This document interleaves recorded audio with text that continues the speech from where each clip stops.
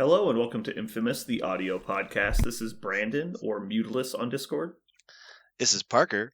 Go by Tardiness Executioner right now on Discord, but as soon as I ask Jeremy how to change it, I'm going to change it back to One Who Parks. It's impossible. This is Jeremy. I go by just Jeremy or Paint Slave on Discord. Yup. This is Aaron. I go by Treffenwood on Discord. This is John Paul George. I go by Papa Wood on Discord. All right, welcome to another riveting episode of Jeremy is a Slave. All right. Paint Slave. It's not my fault you haven't taught your children how to paint for you yet. They refuse. Yeah, that's not something they do. Their mom won't let them. Just slap their little fingers when they don't paint. Get back to painting. You know what eyes look like. Get the fuck back in there. Mm-hmm. All right. Parker, you're down to 2,589 probationary episodes, but we have not yet kicked on the ones from last week. Oh, we didn't? No, that we never adjusted it. Oh. I think I only gained a bunch. I say, like maybe this is positive, but I think it's only negative. Yeah, I think it was, what'd you do, 200 episodes? No, yeah, it was bad. Mm-hmm. I actually don't remember the number. I'm going to have to look it up. Yeah, you better look it up. Maybe we should round it up to the nearest 1,000. Probably. We'll just call it 5,000. That's probably fine. All right. Other announcements. Links in the show notes as usual for Patreon and our partners. I don't know. What's next, Parker? News! Hey, news! Yes. News! He's so excited. I'm so excited! In honor of JP being here, we have so much news this week. We have 2 whole characters, which is two more.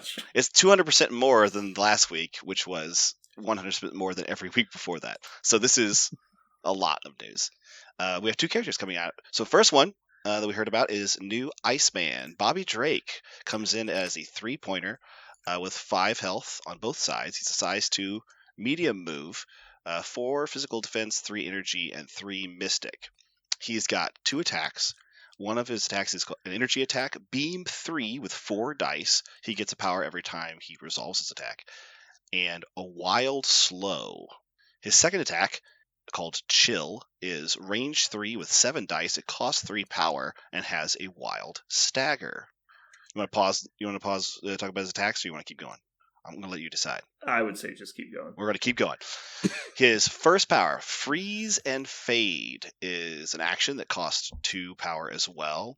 He immediately makes attack followed by a move action. So it is hit and run. However, with a very interesting wording, while he's doing this movement specifically, he counts as being size 5, which means he functionally ignores terrain. Which I think basically gives him wall crawler, right? Which is a really interesting way because they don't want to, I guess, stack 2 like keywords on top of each other, but it doesn't make a lot of sense. I'm not sure why they chose this. Maybe it's future proofing for something, but functionally gives. What do you mean? Oh, yeah, I don't think they were worried about that. I think it was just they didn't want him to have wall crawler all the time, and then it's easier to put this verbiage than the character gains wall crawler while executing this move. Like, it's whatever. Right. His second power is called Ice Slide. For 2 power, during this character's activation, reactively, if he begins a move action within 2 of someone else, that is size 2 or less. So you can only do this on size 2 or less targets. After he moves, you can place the character within 2 of him, within 2 of itself. Basically, he gets to move somebody 2 if he starts within 2, if they're size 2. 4-2. 2-2-2-2-2-2-2. Finally, he has a passive called Cold Snap. If you end your move action or attack action within 2 of him, you gain slow. If you already have slow, you take a damage instead. So it does actually stack. You don't get double slow, but you get a damage. Okay. So anybody have any first impressions? Isn't his place thing the same thing that Sam has? Yep, it's the same. Okay. But is Sam also size 2? I thought he was. I'll check. Off the top of my head. Sam's a size 2, yeah. Okay. So it is exactly Sam. It's just airlift, yeah. Mm-hmm.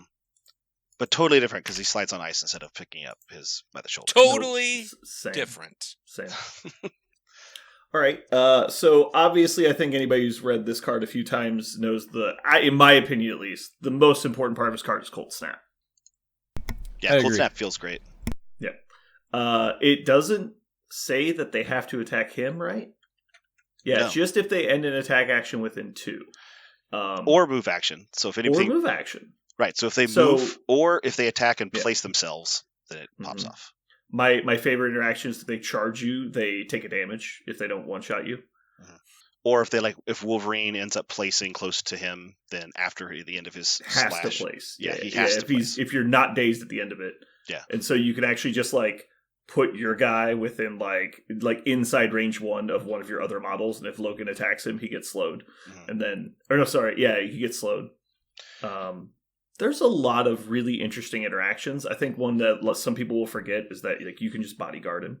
And it's somebody goes to shoot him, and then you just bodyguard it, and now all of a sudden somebody's taking extra damage they weren't planning on. Another one that immediately sprang to mind is he might be one of the first characters we've ever seen that actually might go into Peter 2's Web Warriors, because a lot of characters that give slow, it feels like you're really working hard and moving away from what that Web Warrior list wants to do, but he seems to work just fine in that Web Warrior list because he's doing everything passively. He's moving your characters also. He's moving like a Web Warrior when he does his freeze and fade. He's not a super big damage dealer, but he gives out slow, he gives out stagger.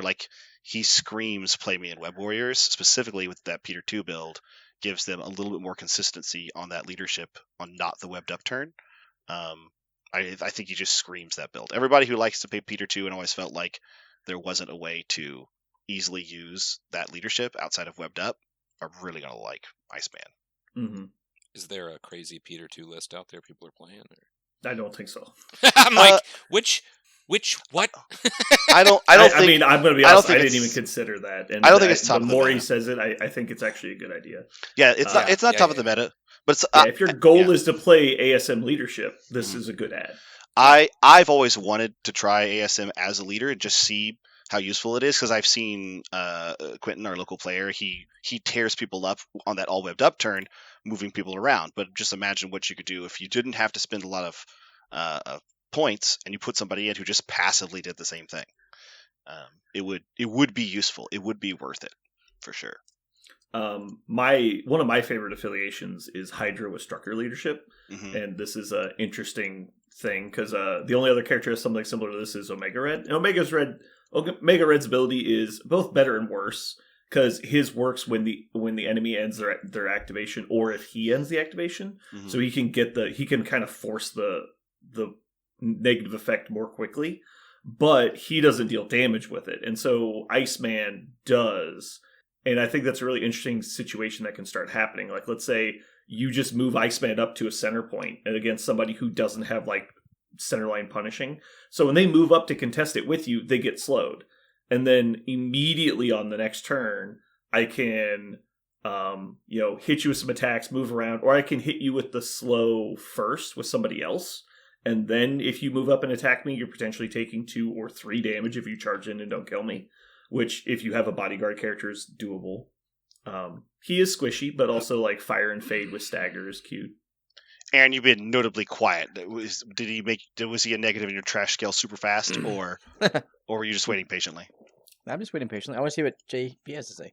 Yeah, go for it. To be honest, I guess I didn't read the part where he took a damage. That makes him a little bit more interesting. If they already have slow. To me, he's definitely squishy, and his range bands are kind of weird. I guess you can play him you move up into range of 2 to 3 people, beam him with a hit and run. I guess you could play him a little more cagey. I don't know. Trying to land slow on 4 dice attacks is a little weird. I'm just not sure how much he's doing if you're playing him cagey. That's fair. Yeah, I don't know.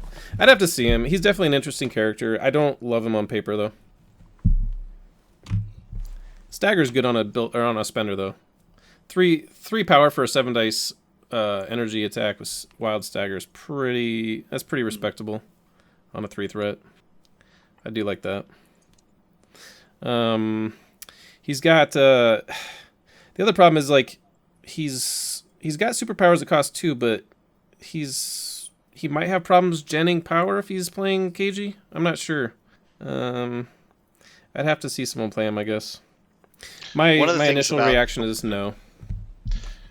A lot of times with characters like these squishy ones, you see a common cadence, like Human Torch is a good example, where you kind of throw him out there. Who cares if he stays, because he's going to wake up the next turn and just pour a bunch of dice out, right? And who cares if he dies? Gambit's another one like that, right? This, like you said, this one's more of a, you kind of feel like you should play him more conservatively, but then you're not using the beam as audaciously. So, yeah, he seems like you need to pick one thing or the other. Have a plan for him to either be back in KG or dive in like some of the more traditional low-cost beamers. Yeah, his kit kind of looks on paper like it wants to play like Crossbones too, but I don't think he can. I think he gets murdered like that. Aaron? I agree with what everyone has said, but I'll sum up in 20 seconds or less. Interesting kit. I think he reminds me a lot of Crossbones too. I like what JP said. But again, like you said, glass cannon-ish, right? So some interesting stuff. At the end of the day, he's only a 3 threat that provides slow, chill, and movement shenanigans. I do not think he is overtuned in the least. The best part of his kit is probably medium base, medium move, and it ends there, which is a little sad. But also, I'm glad not to see overpowered broken stuff being released on a month-to-month basis. That was 40 seconds. Damn it. So one of the reasons I like him in Hydra as well is because potentially getting the repeated healing every turn from a character that kind of skirmishes around like the edge of the battlefield, I think has some legs. I think he's obviously very good with Storm, because Storm can let him hop into the battle, line up the beams with the leadership, and then, beam a bunch of people, and then on the last one, hit and run away, get back outside to your free reroll range. And I think it synergizes pretty well. I don't think anyone's wrong, though. I don't think he's particularly powerful. I just think he looks interesting. The one notable... Go ahead. I'm not excited to see more Stagger just freely landing in X-Men's pocket. It is on a wild on a spender, but yeah. At all. Yeah. I think Stagger's a completely fine ability. We just don't need it on immortal models that have, range 3 mobility attacks. One of the things... I've heard some people talk about maybe Cyclops because, in X-Men, perhaps you'd like the opportunity to attack more often. Beams make sense if you're trying to pop off X-Men Blue a lot. One of the other things about this is anyone who's ever played Crystal can tell you that even though she does lots of attacks, when you're only rolling 4 dice, you can just do no damage across 5 people really easily. And one of the notable exceptions you guys compared to Crossbones is Crossbone has 5 dice on his beam, which is why he really sticks out and he's way above the curve in terms of 3-costers with a beam. So the fact that he has only got 4 means I could see somebody going I'm going to play him offensively in an offensive role, and I would go, you're probably going to gain 3 power if you line up 3 characters really well and then do maybe a damage or 2. It just feels like it can be really disappointing. So be ready for that if you're really excited to play Iceman. As it turns out, 4 dice beams can be really disappointing. One other thing I would add about the beam is typically you're getting a lot of value when you beam on an E, and I don't feel like slowing on an E is as significant as other map types. So yeah, that's fair. Yeah, I like the combination of slow with his hit and run mechanic, because there's some characters you'll get to the point where it's I have so much power, I'm just going to double tap you. I land the slow. Well, you're going to be slowed regardless almost if you're trying to kill him. And so you're slowed, and then he staggers you and runs away medium on a medium base. It's I just can't attack you. And so he can just has the potential to kite people for really long periods of time that a lot of other models don't have. Usually if you're in that situation, they get to catch you eventually. This is actually one of the reasons, JP, this is exactly one of the reasons why I thought immediately of Amazing Spider-Man, right? Because yes, the slow is super useless if they don't care about slow, right? Or if they're already speed slow, did us nothing. So why don't you turn that slow into maybe a damage from his ability, or then later a flip, right? Just place him somewhere. So you can actually start to score out or put characters in bad positions using ASM's leadership. I think that's one of the ways to get great use out of his kit. It's because it turns that slow, which might do nothing, into something real. Here's the big problem I have.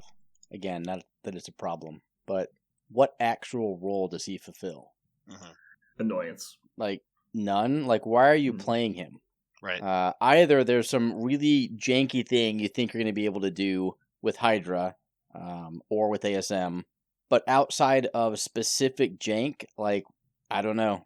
A 3, in my opinion, needs to be, in affiliation, kind of an all-rounder that kind of makes up your core.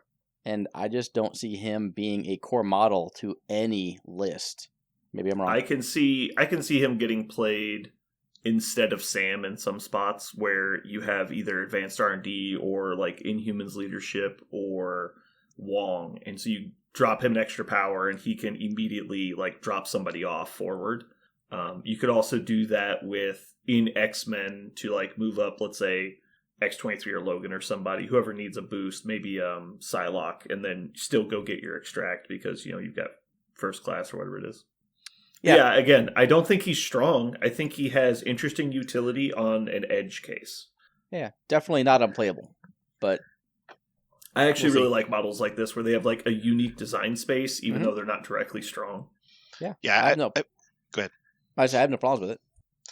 I like this model a lot more than, say, Gambit, because he's another one of those guys who doesn't stand out enough to make a slot in 10. But this guy actually, even though he has some of the same qualities, like he doesn't stand out a whole lot to put, edge out another 3 cost.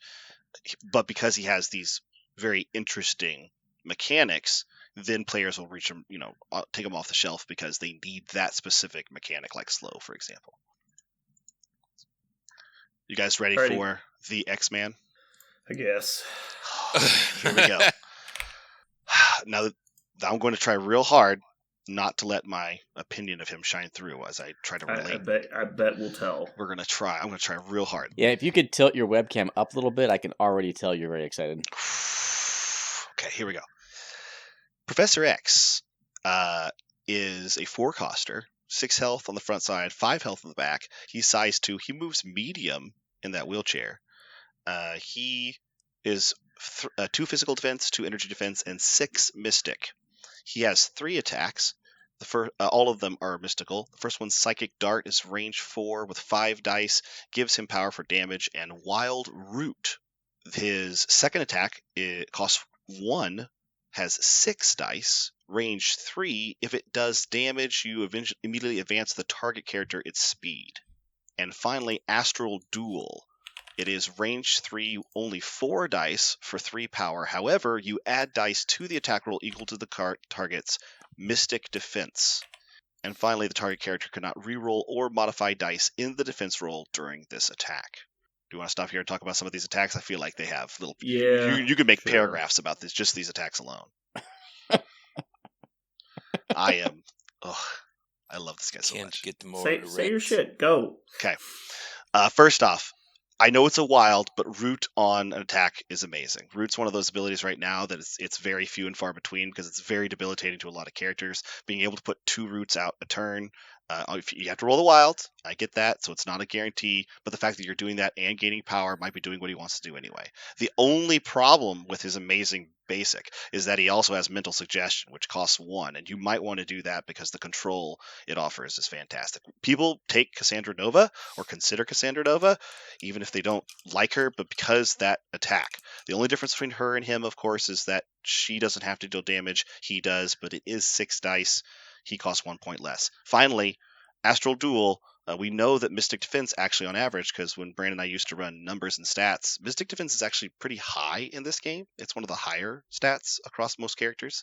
So you actually do get more dice from it. And since they can't reroll and modify dice, you might be able to really sit down a lot of characters in the game. You're usually looking at 8 dice, 7 to 8 dice with it, and they're not able to modify. Because it's directly based on the amount of defense they have to the stat, it is better because attack dice are better than defense dice. It's basically just what's his name? Taskmaster's attack, right? Yes. Yeah, it's just Taskmaster Spender, but for Mystic. Like, it's fine. Is that it? Are we done with this guy? No. I do not like that his mental suggestion has steal damage, and I think his astral duel attack is overrated. But go ahead. Well, at least overrated by Parker. I think Astral Duel is not. It's not a king shit of fuck mountain kind of spender. I don't think that. But I think Psychic Dart and Mental Suggestion are both really good. I think they are very, very good attacks. Range 4 Root on a Wild is excellent, I think. It's fine. We're going to keep going? Yeah. All right. He is leader, specifically the Xavier School for Gifted Youngsters. Uncanny X-Men. Once per turn, when an allied character spends one or more power to use an active or reactive superpower, after the effect is resolved, another allied character may gain 1. So this is a power sharing when you use powers ability. Professor's Guidance is functionally Shuri's effect at range 4. You can spend 1 to 3 power, reroll other dice, but not his own, so it's very similar to Shuri. Telepathic Lock is one of his passives. He uses his Psychic Defense always, unless the attacker pays 2. And the last one, Omega Level Telepath. He cannot be pushed or advanced by the effects of mystic attacks or enemy superpowers. So yet one more guy who resists those effects. Okay, I'll give my 2 cents now that Parker's done talking. I concur with your significant like of his attack suite. Psychic Dart is amazeballs for everything you just said. Root is great. Mental Suggestion, advancing people. Astral Duel is something that won't come up very often because you can use his power for other stuff, but it is not a bad spender. Professor's Guidance is whatever. Telepathic Lock is required on a 2/2/6 frame, and who cares about that? I can't be pushed. Those are all very meh. His leadership, though, I think is extremely good. There we go. Yes. There we go. He is a meh 4-threat who is extremely killable. Like, I don't know how this dude lives with a good attack suite and a baller leadership. So he reminds me a lot of, like, Storm before her buff. Like, he's just going to sit back on a D and make sure he doesn't die. I'm not sure that's what I want my 4-threats doing, but he is he's rolling 2 dice dodge with no mods. Like, he doesn't get extra dice for dodging. Like, if I'm just gonna throw up, you better save your brace for Xavier if you've got it. He's almost exactly Enchantress survivability. Yeah, which, as we all know, is relatively horseshit if you want to kill her. Very squishy when actually targeted. So that's my big issue with this guy is, I just kill him, right? If I'm playing against him. And if I'm playing him, that means I actually have to spend resources and or strategy to try to keep him alive. Not what I want my 4-threats doing typically. However, man, do I really want to dojo the hell out of that leadership. Yep. I have seen people think it's meh. I don't know what they're thinking. This is, I think, a better version of Black Bolt's leadership, and some people say that's the best leadership in the game. Brandon's gonna lot of things against disagree now, every part of that sentence. Black Bolt's leadership is nowhere near the best in the game, and this is worse than that. Okay, JP. How much power do you think you're going to get off of this? Depending on how you build your squad, 2 to 3 a turn. Probably 3. 3 a turn for all 6 rounds? You can do some crazy turn 1 shit with it to make sure you get 3. Wait. It says once per turn. It says once per turn. Yeah. I'm a little confused. What do you mean? You mean so round? I'm going to play per round. Yeah, per round. Yeah. So I'm going to take Wong. I'm going to meditate. I'm going to pass a power to Miles. Miles is going to web swing. He's going to send a power to Wolverine. Wolverine's going to use it to charge. Right. So you're saying over the course of a round, you're getting that much power. Yes. Yeah. I think I'm effectively saving 3 power per round on average for every round that matters. And using that power to funnel it without a range requirement to whoever needs it most. One of my biggest things about the reason why I left him so quickly, and the reason why I think he feels so complete, is that I love leaders that can use their own leadership. right? Like leaders that actually make use of, and you want them to have their own leadership. The new Daredevil rework is an example. Like you want him to be in the list with his own leadership because he uses it so well. The fact that he has Professor's guidance, he can spend one power to make somebody reroll and then give somebody else a power. Like that by itself, the fact that he can so commonly just start the chain of events himself and give rerolls out, and then people can, as they use their own superpowers, funnel it back to him, and it doesn't. It's not a net zero, right? You're constantly gaining. You're gaining more power and getting more rerolls, and he's just filtering all of that through you, which is something right now all the other leaders that have similar abilities have to pay for that. Captain America has to pay for that because he doesn't do it himself. Black Bolt has to pay for that because he doesn't do it himself. This is an example of a leader who's utilizing a power to buff his entire team, and then they buff each other and buffing back him. So it's a cycle. And just like Daredevil feels really good when he's using his own ability, X uses his own ability. Only unlike New Daredevil, his is very, very risky, whereas X is very, very safe. And you guys are right that if anybody does try to get to him, they'll get him. But Colossus is in the faction, and I'm not scared of using Colossus in X-Men. If you guys haven't played him a lot yet, the guy is a monster. And so no, Colossus is way worse at protecting him than he used to be. Because he has taunt now, not bodyguard. Like, you just step away from Colossus and shoot him. And that means Colossus has to be standing next to every enemy trying to attack him. I would, if you have a character that has enough action economy to get past Xavier's mental suggestion and Colossus's medium base and still affect the game state, then great. You got my Professor Xavier. I appreciate you working so hard to get that. But there are a lot of ways that the Professor Xavier player can mitigate that because he has root and he has the ability to move your character. And you can play some other taxing ability like Ronan. My first take on him was Loki.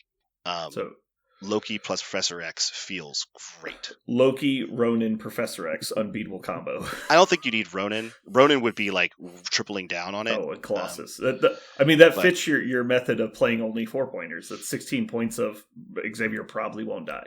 I don't know how you get to do anything you want to do if it's Colossus, Xavier, Loki. If what I want to do is kill Colossus and Xavier, I agree that will be difficult. If what I want to do is score points, I think that will be easier. I don't think it'll be easy if Professor X hits a mental suggestion because he'll be able to do that. Sure. I think it will be. I don't think it'll be super easy because Colossus has stagger and a spender, and I think they're. I think Loki, if you take Mind Stone, if you're willing to do a 5-point instead of 4-point, now he's moving people too. So I think you can. Like Aaron was saying, I think the dojo is deep for Professor X. I think that leadership feels really good. Yeah. Let's hear from JP. What does JP think about the worst model in the game? Oh, man. Well, I agree with what you guys have said. I think he's going to be eating, like, parking lots full of dump trucks. He's a 6'5" for 4. And like I just couldn't. I had to reread his card to make sure I didn't miss something about him being able to like brace for impact himself or use his mystic defense for it. Like that is kind of dog shit.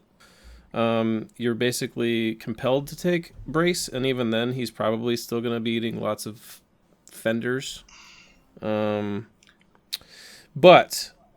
his leadership is pretty bonkers. I feel like. Between his leadership and first class, you're going to be able to like front load a lot of momentum with X-Men. We were kind of kicking around some ideas today in chat. I guess the issue is that like a lot of the standbys for X-Men that you traditionally see just aren't very good with him. So like X-23, Logan and Domino. Those three in particular are just like not very good at keeping the ball rolling.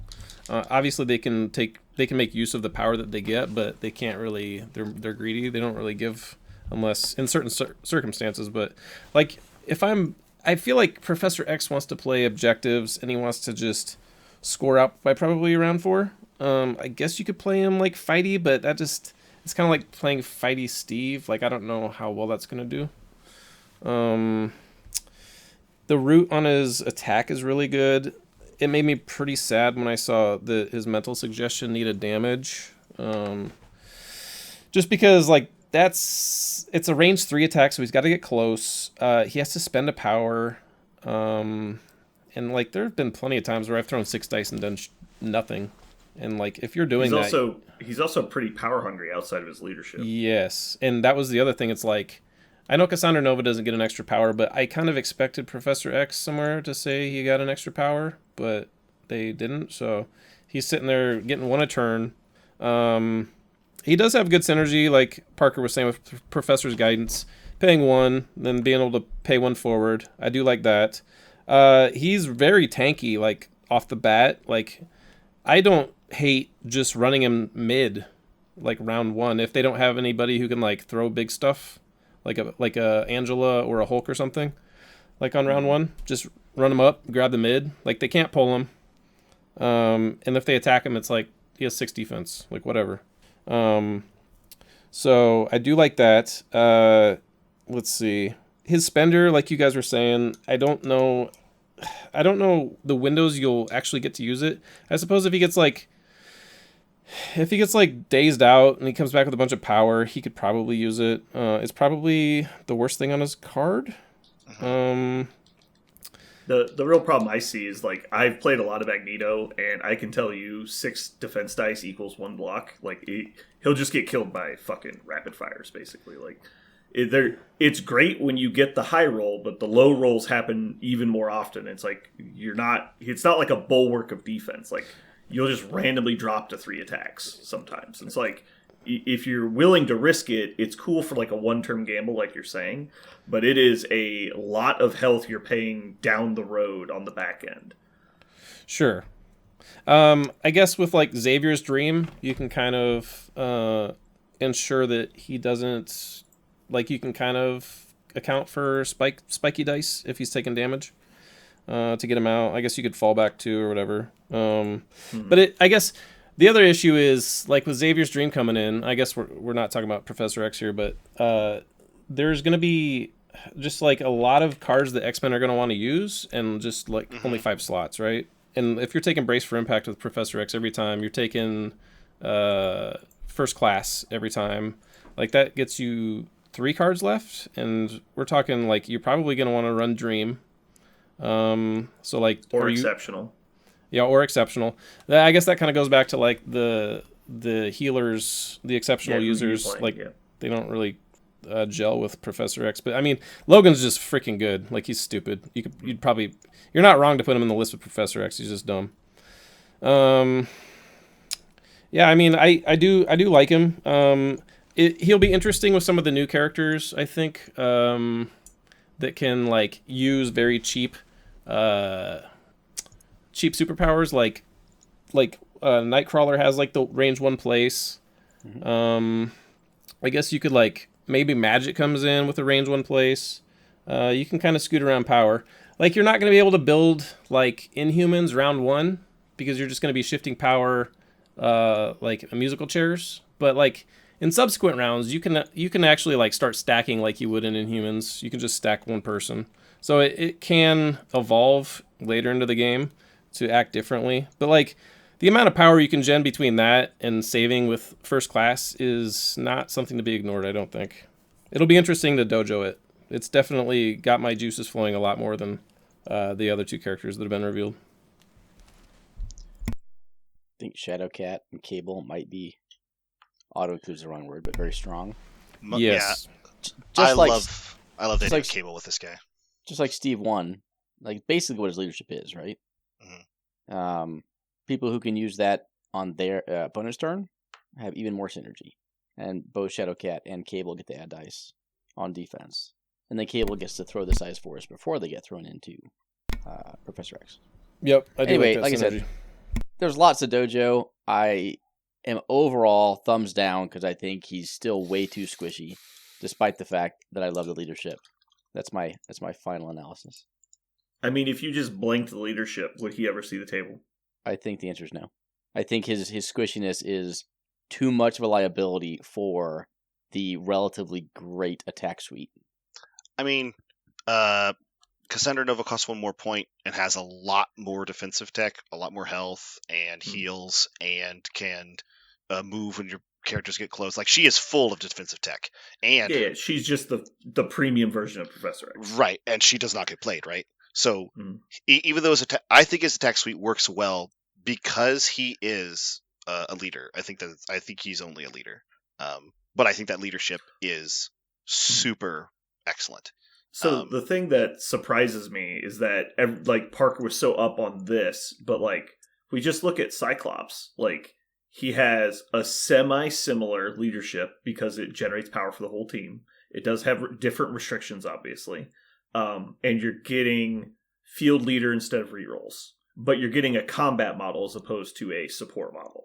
And so, like, I think just instantly, if we are considering that, like, I feel like Cyclops is by far the better leader of the team. But obviously it's different. This guy's leadership is great. Rerolls are obviously good. It's just I don't know if the rest of it's there.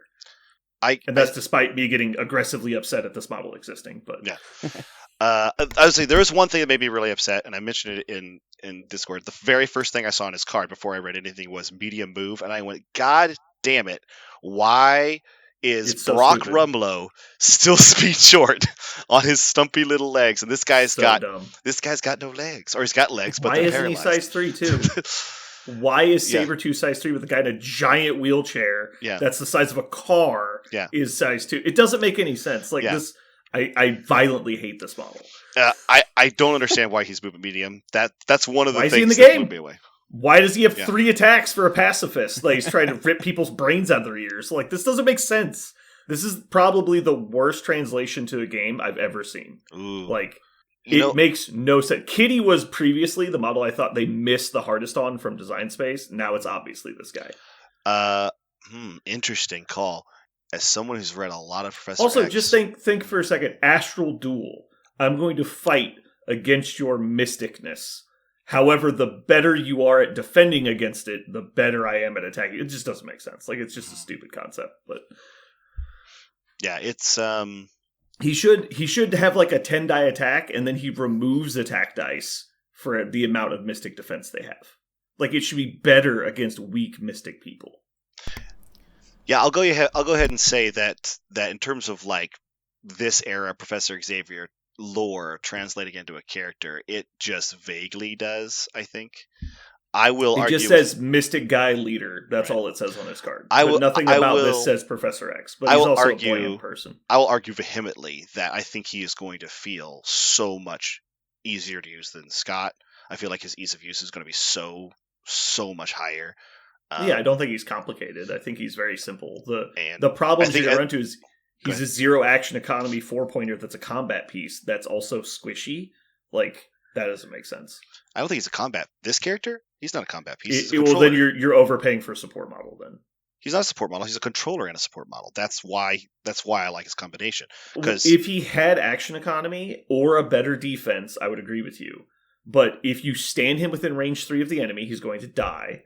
And if you stay out of range 3 of the enemy, he's not a combat piece.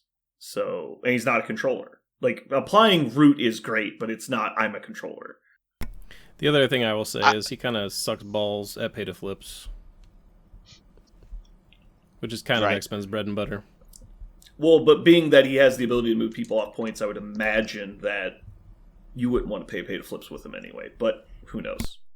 I think they're trying to get people outside of the X-Men shell with this guy, is I think what their design point is. Like, hey, stop playing the same old garbage, play something new. But, I mean, I don't know that's going to work. It work on me. You won't even play Scott, and he's your favorite person. I have tried. I have tried hard, and I feel like I know what it is with Scott that I'm trying, which is I want his ability to work before turn 3. And I feel like you're just getting in the weeds, and you need to not focus so hard on... Just let the leadership work, and focus on what you're doing. But I love that the leadership can allow you to weave and make things happen that your opponent didn't expect. And I really don't like that I don't have control over that, because I have to rely upon the dice to do it. And so that the reason why I like Professor X is because I can do a similar thing. I can weave moments into the game that my opponent didn't expect, and I have onus. They have to daze me to stop me from using this, and sometimes they don't. If they're doing it on my turn, Cable's giving me power anyway, and all of a sudden I start my turn with more power than they expected. And so I think there is. That's one of the reasons why I think I like Professor X more, because when I said make him more accessible, what I meant is literally his leadership will be accessed more often, more reliably. And I really appreciate that. And you're right, he is not a premier controller nor a premier support model, but he has a leadership that I think is super versatile and consistent. He has a good leadership. I'm not going to argue against it. I think his leadership is better than Scott's leadership, but it's also, I think, has probably a lower ceiling. But it's definitely more consistent. So if all you care about is a game softener, then he's better. That's what I want. Yeah, I know. He needs his marble smooth brain to roll down the alleyway as easily as possible. Mm-hmm. It's like, give me them rerolls. that's what I desire. Okay, let's go ahead and move on before I punch my monitor. All right. So our main topic today is we have a special guest on. I don't know if you've noticed. JP went to LVO as well as many other people. What's that? It's the Las Vegas Open. How about that? It takes place in Des Moines, Iowa, despite being the. That's misleading. Is what that is. It's weird. All right. Anyway, though, JP. I'm not familiar with the format, and I haven't checked, but you made it to final table, correct? I did. Okay. Were they using final table variant? It was a bracket system, right? It was bracket, yeah. Yeah, okay, so final table is obviously in effect then. Mm-hmm. Cool. So we're basically going to do kind of a round table of questions, if that's all right with you, and then we'll kind of just stimulate some conversation about your trip and how you did in the Invitational. Love it. Cool. Does anyone want to go first? Aaron wants to go first. Go ahead, Aaron. I do. I've got like 86 questions. I got to start early. Oh my god. What other larger size cons have you been to? Or was this your first? I went to LVO last year, but that would be the biggest. Cool. Jeremy, do you have any questions? I think my question was basically, do we want like a spoiler alert here? Like, how do you want to do this? Is this just any question? I was just going to start off with some easy ones and then just build up. I have an easy if one. You've got like, why are we here? We'll save that for the end. But Jesus Christ. So, on the final table, were your expectations? Were you shocked to see a mirror match? Was that shocking? Okay. 0% shock. Yeah. I mean, none of us were who were there. Honestly, we were like, "Yep." But when you say mirror, do you mean like Guardian on Guardian or like our 15s? Your exact 15 copy paste. Okay. Once you had already known your opponent. Yeah. Yeah, 0%. 0% shock. So I think once you got locked into 15, you both knew what was going on. I locked the 15 because the 19 was not good. So once you went there, how did you feel about the mirror? Like, have you played against the mirror a lot? Well, shout out to Kenny. We've had a decent amount of kaiju battles where it's given me some insight into that like 3v3 type fight. And, I practiced a little bit leading up to it, messing around with some stuff. So I knew what to expect. I was disadvantaged going in just based on roster build. I don't know how much I want to go into it because I could probably go for a while here. For like the mirror specifically? Yeah, like how I was developing my roster and how I ended up with my 10 at the end and how it was a dog against Gregory in the finals. I guess I'll go into it. We're listening. Yeah, we want to hear that. Sure. So, like my thoughts going into LVO were Guardians are strong. I'm gonna play Guardians. Guardians are strong, so I need to be ready for Guardians. And I'm willing to risk it with like the other attrition matches. Like it's fine. I'll hop in. Like they're good, but I feel like Guardians are the best. So I wanted to concentrate on the mirror and then Hellfire and Webs because they're going to score really quickly.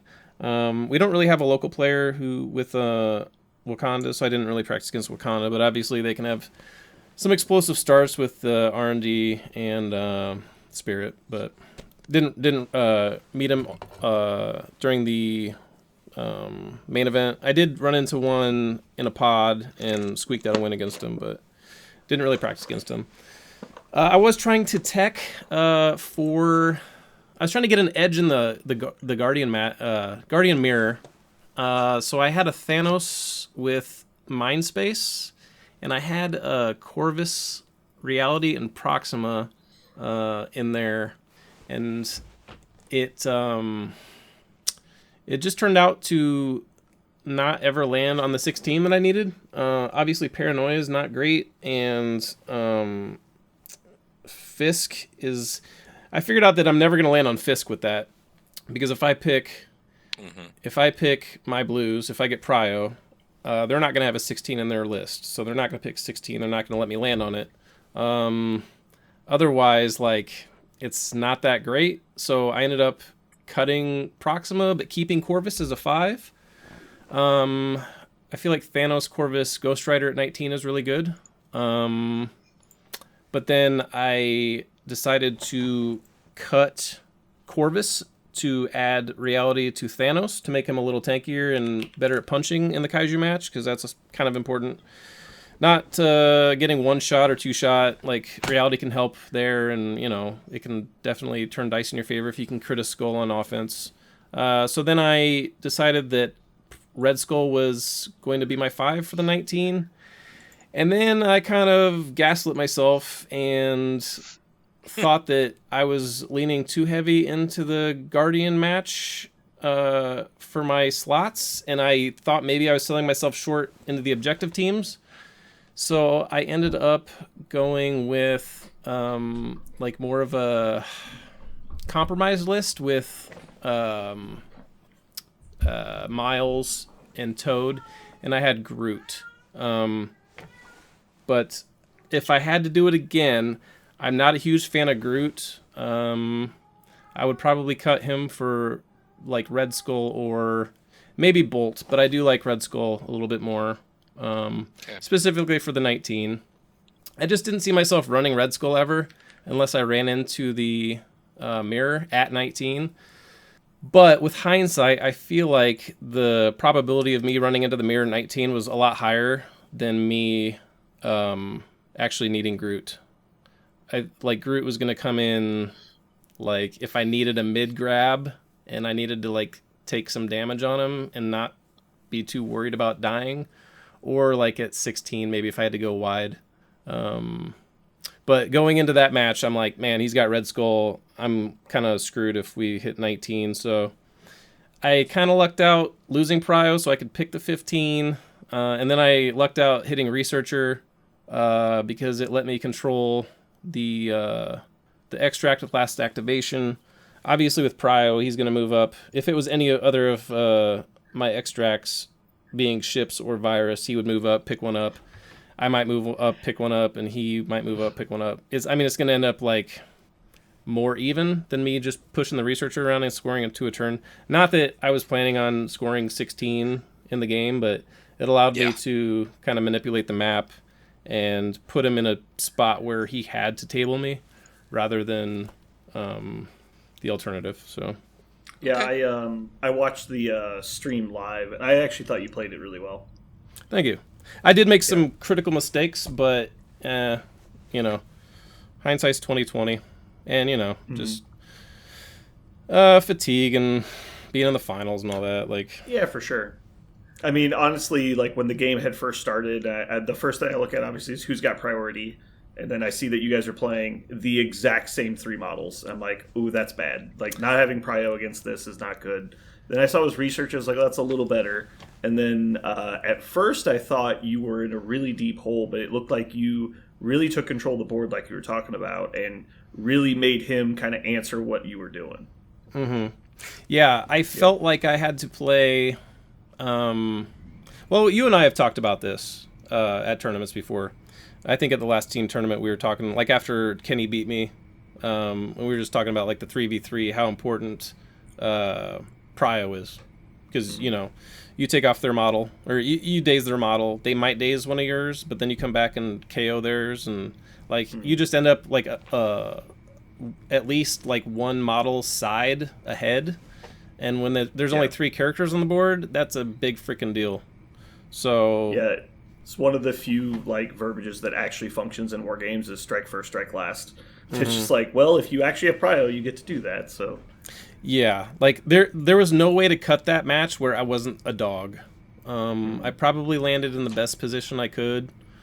And I feel like I used my tools well. I did make some errors though, and you know, I've had a lot more time to think about it than I had during the game, but for sure. I missed a winging it on that Hulk Thunderclap activation that, like, I don't know. It felt like Gregory like Jedi mind tricked me or something. It was weird.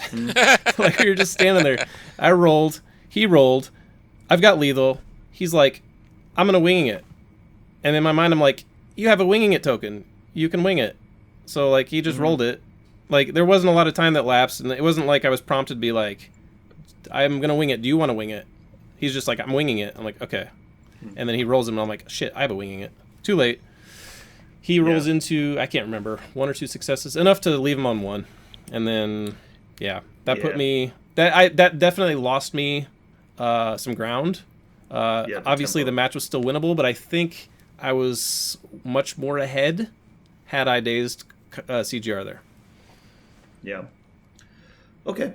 Parker, do you have a question? Yeah. When you were getting ready for the tournament, or maybe just like walking up to the very first table, what was your goal? Like, what would you have been very satisfied to get? It's a good question, and I did go in with a specific goal. I wanted 5-on-1.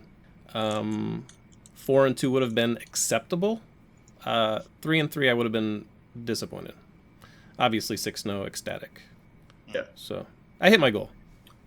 So in this format, it's different than a lot of other tournaments because, like we've talked about briefly, it is a bracket as opposed to just being Swiss. Now, you still get to keep playing in a Swiss second bracket if you get knocked out at the main bracket. Was there a set amount of games you wanted to win in the bracket before getting your first loss? Or is it just any 5-1 would have been good? It's a very good question. Let me think back to my mental state before. I want to say I wasn't expecting necessarily to make it to the finals, so it would have been any 5-1. Any 5-1 I would have been happy with.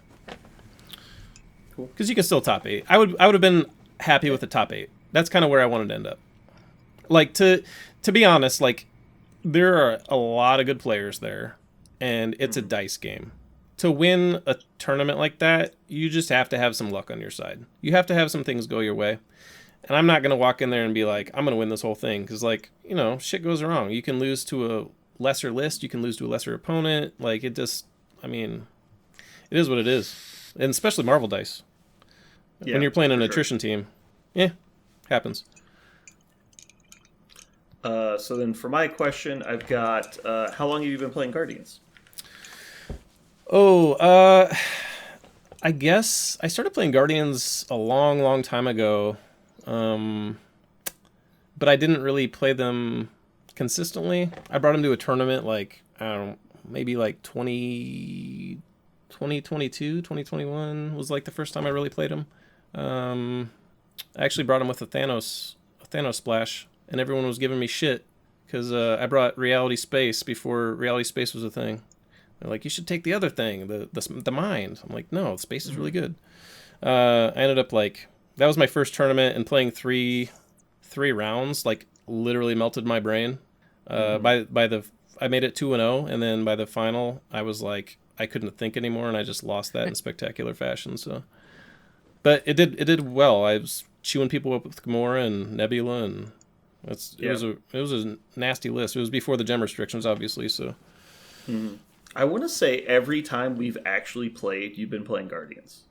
Yeah, I have played them like intermittently for sure. I know I took him to the first Show Me Showdown that I went to, and then I was bringing them to the team tournament because they're so damn good in team tournaments. Yeah. So I do have like a decent amount of Guardians games. Like I don't have like an awesome Guardian badge with like 40 games or whatever, but yeah, I mean I'm familiar with them. They're definitely in my rotation. I like them. Not a I have fun with them. You heard no, it I'm first. yeah. I you know I've been playing them a while, but I mean obviously they got real good. So they got a new best friend. Two best friends. That's true. Aaron, your next question. Wow, we've been talking a lot of serious shit. I'm gonna lighten the mood a little bit. I was trying to go in light, and then Jeremy's just like, no, let's do it. Like, all right, fine. Okay, I need less than 3 seconds of thinking. JP, favorite porn star? Oh, man, you're calling me out here. I don't really watch porn that much anymore, so I don't know. And me neither. Ron Jeremy was the correct answer. Okay. Oh, okay. Over to Brandon. Ron Jeremy. I'll have to remember that next time. Maybe I'll get another shot at it. It always makes me feel better about myself. Jeremy, do you have another life-threatening question? Oh my. You can pass. You don't have to ask questions, but I want to give everybody around. I mean, he threw this fucking porn thing out. Good lord. Did you have any interesting games? Like, I don't know if you have your Longshanes pulled up right now or anything, but was there any particular match that you probably shouldn't have won in that mess that maybe you lucked out on, or a really good player that showed you something, or anything like that? I will say that I was feeling pretty good walking into my match with Defenders, but after we put our pieces down, I was kind of worried. Yeah. Because we went to 19, we were playing Demons Virus, so it's going to be a grindy game. I put down CGR, Hulk, Star-Lord, Bill, and he puts down Daredevil, Dynamo, Bill, Ghost Rider, and Wong. And I'm like, this might not end up very good for me, because like both my Hulk and my Ghost Rider do not want to get pennant stared. Dynamo's super annoying and super tanky. He can shock my whole team. Bill is just a menace. Like, playing Hulk turns Bill's kit on a lot. Even CGR, Bill's great into CGR with like his throw and his spender and stuff. And CGR flies, so like throwing 6 dice with 2 rerolls, like it was just like a very intimidating team once he put it on the table. So yeah, that was kind of a surprise. You're not the only one that was shocked by Defenders that weekend. I just walking around and talking with other people, there were some Defenders lists out there that were really causing some havoc, which I love that. I love that there's a kind of a new big kid on the playing out there. Yeah. I mean, that leadership is legit. Like, you can hit hard.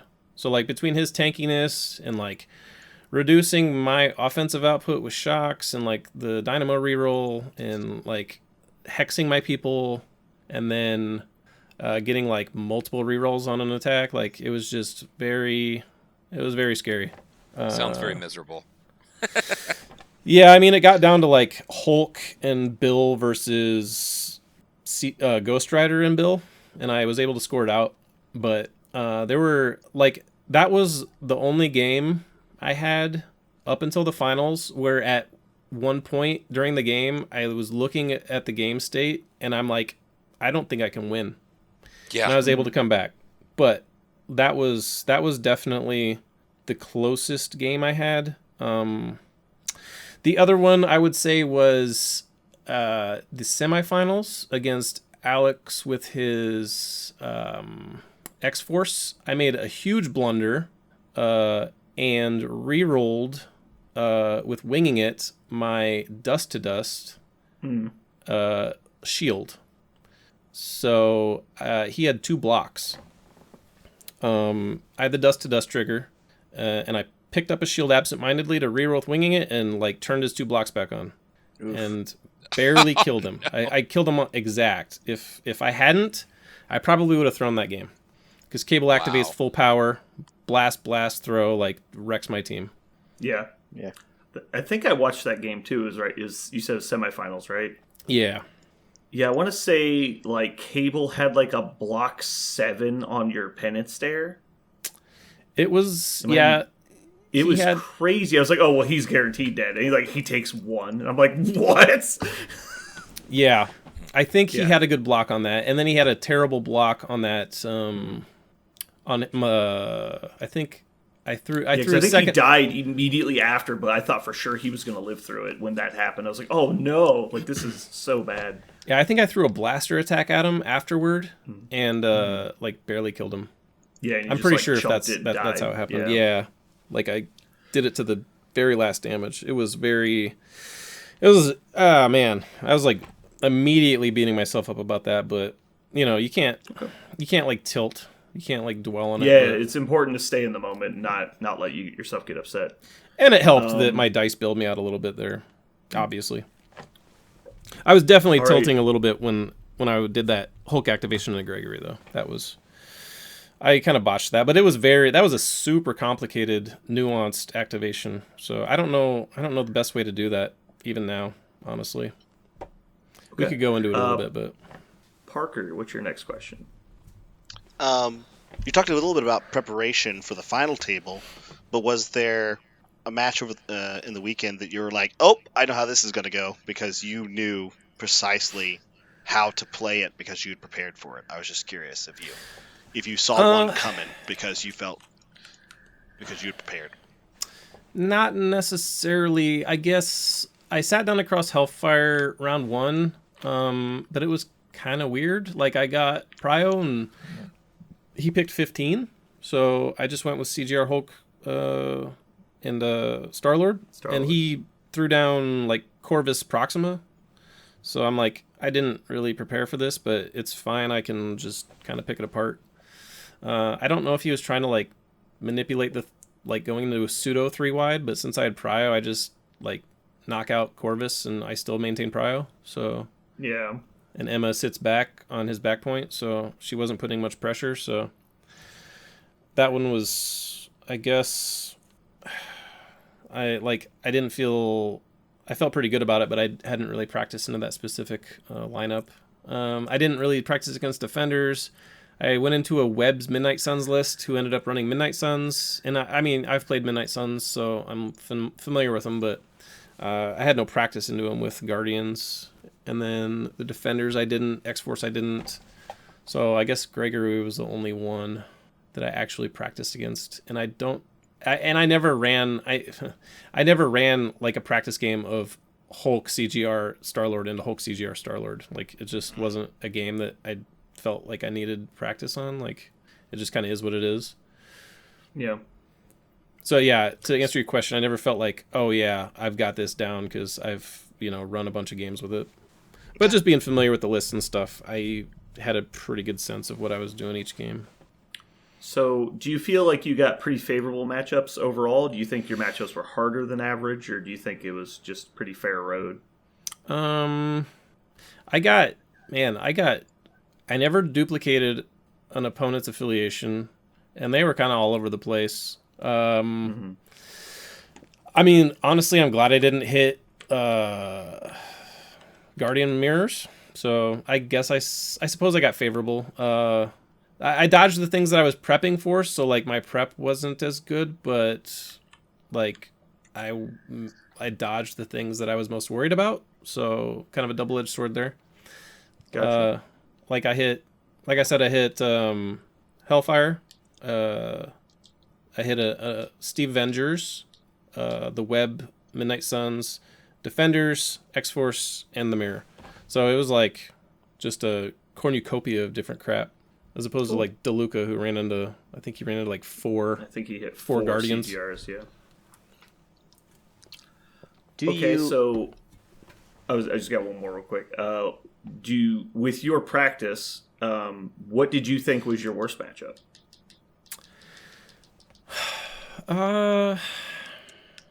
Honestly, Probably Guardians. Funny enough.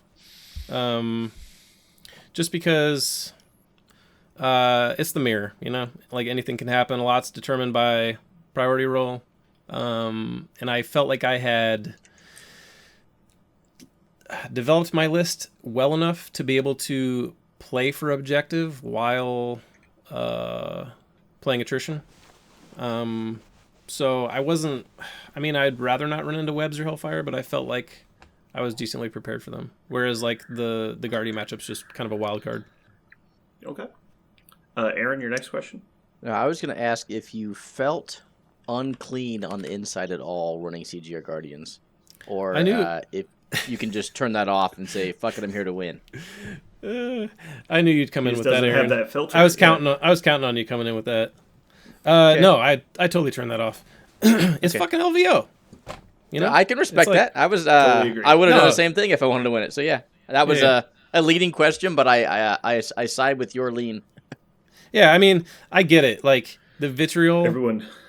Yeah. I you know what though? Like, I feel like the MCP community has gotten like more woke than it's ever been about like models like that. Like people are like white knighting for like the meta and like just being like kind of just salty pricks about it. Like, I don't know. It's like, get over it. Being frustrated, but when it comes to like you're playing in a competitive format, like that's the devs team's job, not your job to balance the game.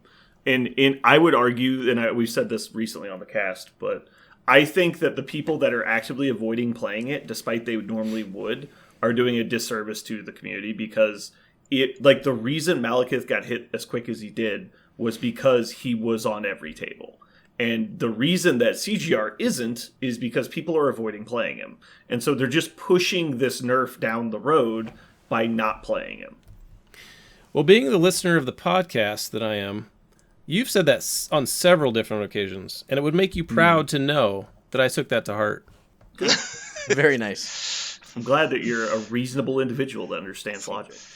But it's like there have been states of the metagame through the entire life of this game that have just been degenerate. It doesn't matter like where you put the pin on the map. Like there's been a team or a model that's just been dumb since the beginning. All the hate that CGR is getting is like a little extreme to me.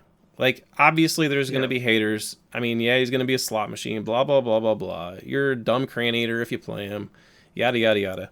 But it's like the amount of hate that's in the community right now about CGR is kind of unbelievable to me. Just given the fact that so many other busted models have existed. And currently exist. Yeah. Like, we nerf him, we're just back to complaining about the same old shit. Like, well, yeah, that's the thing. It's like, okay, sure, we'll nerf CGR, we'll ban Researcher, and then we'll just let Webs and Hellfire run amok. And then people are going to be bitching about having a non-interactive game with those guys. Like, where do you draw the line? You got to nerf a bunch of stuff if you're going to nerf stuff. Because it's just going to come down to the next best thing. I will. Let me make a comment on that. That was one thing that I always like about large conventions like LVO or Adepticon that are like the champion kind of versions. 100+ people show up, and they show up to play games. And I mean, I played a list very much like yours. People, degenerate, whatever. And I'd line up against them. They'd be like, "Yep, that's real strong," but they wouldn't bitch about it. Like I took my licks too. Like I went 4-2 in the qualifier. Like it loses games, folks. Like it's not impossible to beat, and you can certainly beat yourself with that list. But my favorite part is people don't bitch about it. Like you've signed up, you paid money, and here you are. And that's how it feels in the bigger tournaments, where like a local conventions or game nights or whatever. Man, the tears run salty. Yes, I will say, to my opponent's credit, that I didn't run into anybody who was salty in our games. But going back and like watching the professional casual cast and like all the toxicity in chat there, on the forums, just overhearing conversations at the event, it's just like, I mean, I don't know what you guys expect. You know, it's LVO. Mm-hmm. Like, get over it. No, I totally agree. Yeah, I think the internet rage is a bit excessive at this point. Yeah. It's not even a big, but it's very excessive. Like, they're yelling at the people that are playing it, not the yell at the devs. Like, what are you doing? Like, JP did not make CGR. Jeremy did not make CGR. Like we're not the ones that wrote down the numbers. Like, get mad at the right people. Like, you know, maybe if they get enough negative feedback, they'll actually do something. Yeah. And like Aaron had said on a previous cast, like, wouldn't it be great if we just lived in a utopia where nobody brought CGR to the events? But it's just not going to happen. And, you know, I don't want to be the guy who doesn't bring them. I was going to say, it's going to happen at, you know, Adepticon for timelines, right? Like that is, if you really don't want to play in a world, you don't want to play in a world without CGR, there is an event for that, I guess. That's what I would tell people, is like, well, then don't play the game that I'm playing, play the game that you want to play.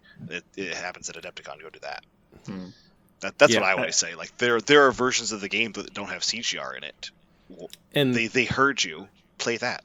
Yeah. And those versions have, like, Magneto, She-Hulk, Juggernaut, whatever. Like, the next best thing. It's just the next most broken thing. Like, yes. And I'm sure if timelines was as prevalent as normal standard play, there would be people complaining about timelines. But oh, yeah. You know, easily. We'll see.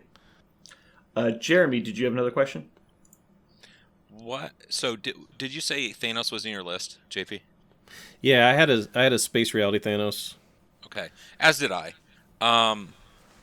Where do you put that on the scale with, like, power level, Cosmic Ghost Rider kind of thing? Like, do you think Thanos is as good as I do, or, you know, some people do? Like, I don't think Thanos should be in the game. We don't have to go and assault mine, like, really upset rant here, but is Thanos okay? So if you put them on a scale, like, which one is better? Between Thanos and CGR for their respective costs? Sure. I think Thanos is way more balanced now. Obviously, he's more splashable because the gems aren't restricted, but having that portal reduced to once a turn is totally kneecapping his old self. Obviously, like, I mean, Aaron's putting together, like, the Death's Decree list and stuff. Like, you can still exploit the superpower a little bit, but I feel like for 8th threat, he's definitely feels fairish. I don't necessarily love putting him on the table except on certain threats, but yeah, I mean, you're going to see him a lot more just because of the gem thing, but I do feel like he's a lot more fair than when he had restricted gems. Do you think he's more fair than Cosmic Ghost Rider? I do. Okay, fair enough. You heard it now, folks. And Jeremy has written you off as a human. I'm like, man, this guy was incredible until that point. And then you started vomiting diarrhea out of his mouth. What if I told you my favorite porn star was Ron Jeremy? Does that redeem me at all? No, maybe in Jeremy's some of eyes. the cast eyes. How could you possibly? Oh my god! Damn it! Jeremy is my favorite porn star. I subscribe to his OnlyFeed. Sometimes I forget I have the camera on, and it's suddenly it's a small streaming service I have that I issue for free. Yeah, I host it on my site. Oh, good. Just watch Jeremy sleep on his couch. Alrighty, Parker, do you have a question? Yeah, how many models did you bring to LVO? Were you planning on playing anything else, or was it just the big show? That's what you're gunning for. You have good questions, Parker. Thanks. Typically, when I go to an event, I like to have my mind set on what I'm bringing. For the most part, I don't like to kind of have that on the back of my mind, like still deciding. I want to be in like kind of a settled sort of Zen state. Not really Zen because there's a lot of anxiety, but I don't want extra steps between me and the tournament. I did bring one extra model because I wasn't quite sure. I brought a Sam that was possibly going to take the place of Miles, but I didn't end up switching it, and I'm glad I didn't. I ran Miles in 2 of my 6 games, and he did great. But yeah, I did bring an extra one, and typically I don't even do that. I'll just bring my 10 and call it a day. What was the purpose of Miles? Just the steel spender, or did you have another plan for him that was exciting, and that's why you kept him? Just the steel spender. I wanted a piece that like worked well on D's against like Hellfire and Webs. Miles with the winging it is pretty good. So he was kind of one of the best in slots for a 3. I wanted a 3 specifically. So yeah, I mean he does that function very well. And I brought Toad for a 2 in the situation where I'm trying to kind of stem the bleeding on points while like just blasting them with Agent Venom and or Ghost Rider. But like that's the problem with playing against those hyper objective lists is sometimes they can just like pull away before you can melt them. So in some scenarios I'd want to just like go wider and have those pieces that can actually play scenario and slow it down. Because Agent Venom is just a hoss in the webs. Yep. And into Hellfire too. I mean, he like picks on Emma really hard. That's interesting. With winging it, range 4 like physical attacks and her 2 physical. Like he either like kind of melts her or she has to back up and be a pile of crap. So that's interesting. I think it's an interesting take that instead of saying I'm going to be all in on attrition and give myself as many attrition tools as I can, or say I'm going to give myself a hard switch so I can try to play against the racing to scenario when you're specifically just what can I take a few speed bump models, a few models that will just slow them down just enough, make the math just hard enough so we get to turn 5 and I can start tabling. That's interesting. Yeah, I mean sometimes you'll just like you'll have a scenario where the objective team just spikes points on you so hard that it's really hard to come back. And I mean, Toad's not a great fighter, but he can push people off a point to slow him down. He can incinerate. Miles, obviously, he's got mobility. He's got a steal. I did use the steal. I didn't use it a lot though. But I mean, he's just got a very good kit. And with winging, it's like, anything's possible. Mm-hmm. Cool. My next question is kind of a 2-pointer. So did you consider taking anything else? Or have you been planning this pretty much no second roster? There, like, obviously you were making tweaks to this, but you didn't like consider taking X-Men or something. And was there a second list you were considering, and did you only decide to play it because solely of CGR? Another good question. I was in on Guardians unless they announced a CGR nerf. Depending on how badly he was nerfed, I considered taking a Cabal list. Obviously, I didn't think the Cabal list was as good, but like I was kind of excited about it, and I had been working on it, and I thought it was decent. I don't know if I thought it could like win the tournament, but I was fairly confident in it. But like it's definitely a tier lower than CGR. And then not only did they not nerf CGR before the tournament, but the rule that Omnis was going to use for Red Skull 3's leadership like got dirt napped by official AMG ruling, so like it was worse. So I was like, whatever. Not taking that list. Mm-hmm. So is that list dead to you now? No, I still like it. You might like it. It has a Mind Space Thanos in it with like Nebula and Zemo. So kind of what you were going with the unaffiliated, but with the Red Skull 3 leadership to be able to flip skulls into crits and do all kinds of crazy. Yeah, it can pop off. I'm not allowed to play Thanos this year, so. Yeah, I know.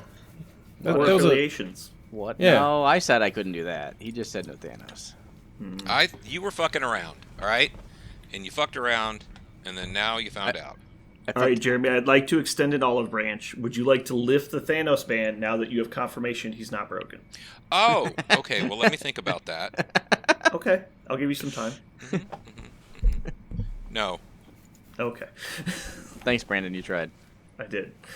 Everybody's JP, in on it. My next question is, what does your Marvel future hold for you? Oh, I'm definitely taking it easy. I was feeling some fatigue after LVO, so I'm probably gonna just like play casual stuff. I'm probably gonna switch to scenario for a little while. I've been on the attrition train for a while. The pain train. I wouldn't mind I mean, I know it's like the new hotness, but kicking around Hellfire, I think the list building's very interesting. I never really played webs, so I've had games with them, but I wouldn't mind getting into webs too. Or I don't know. I'm one of those people who I don't really get satisfaction out of building janky lists. I still like to optimize and make good stuff. So, sure. I probably won't get recommend trying criminals. Oh yeah, I think criminals are probably the most fun of the three all-in on scenario plan lists. I heavily disagree. I played really? I played criminals for a good bit back. What was it, last year? No, it would have been the year before, 2022. I played him at the Bug Eater, 2022. I made it to the day 2.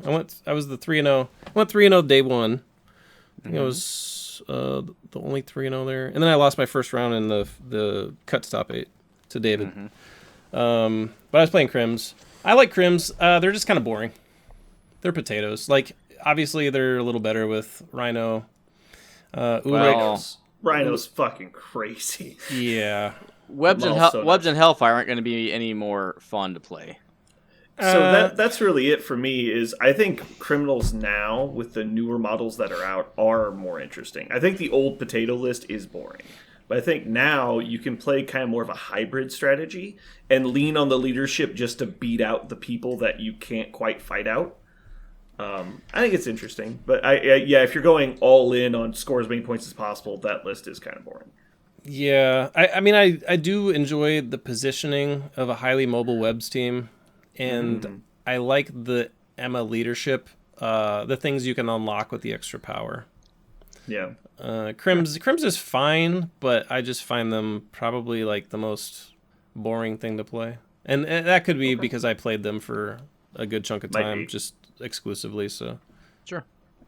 Do you have any plans to attend a con in 2024? Adepticon was kind of close to LVO, so I'm like, I'm not going to that. Maybe we go. I went to LVO. Well, technically I went with my wife, but as a gamer I went alone. That's a little lonely. I met up with you and Kenny. That was cool. But I'd want to go with somebody. If we can get enough people, or if anybody together, I would be open to going to a con. I don't know. Maybe I'd fly. Definitely, I'd be open to something that's drivable. We will definitely be going to NashCon, Warfare Nice. Weekend, and then Show Me Showdown here. So those are 3 drivable cons. The Kansas City crew will have a contingent too, if we want to, be like Optimus Prime, and join forces. Together we're stronger. Hell yeah. No, we're definitely. I think you're going for Voltron. I don't know. Pick an analogy. One of the Trons. The 3 fucking Musketeers. I don't care. The Omaha crew is definitely going to show me. Yeah, cool. 100%. NashCon, maybe. Warfare is definitely a possibility. I thought about going to Warfare this past one, but nobody else was going, so I'm like, okay, I'm out. I was definitely. No pressure. Go ahead. I was definitely wanting to, but I couldn't get anyone to go, so I'm not gonna drive there by myself. Well, I mean, for anything south of Omaha, I mean, you can almost always meet up with somebody here in KC and drive the rest of the way. That's fair. Yeah. Yeah, that's a good point. I will take that into consideration when I'm thinking about cons this year. I mean, Go ahead. we quasi adopted you during your run, and we had our local meta cheering for you. Hell yeah! So you might not like us, but we like you. Oh, I like you guys. Maybe I can stay at your parents' house. Yeah, maybe you could. It's pretty fancy. And I hear if you're really good, they'll let you sleep in Texas room. Dang.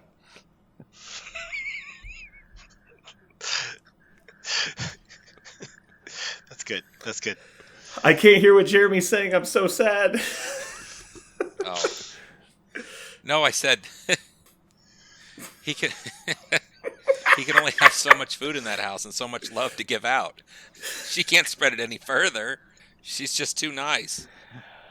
I'm just gonna sprinkle in that nickname once every 6 months. It's gonna be great. Appreciate it. That was B-side cut for sure. Mm-hmm.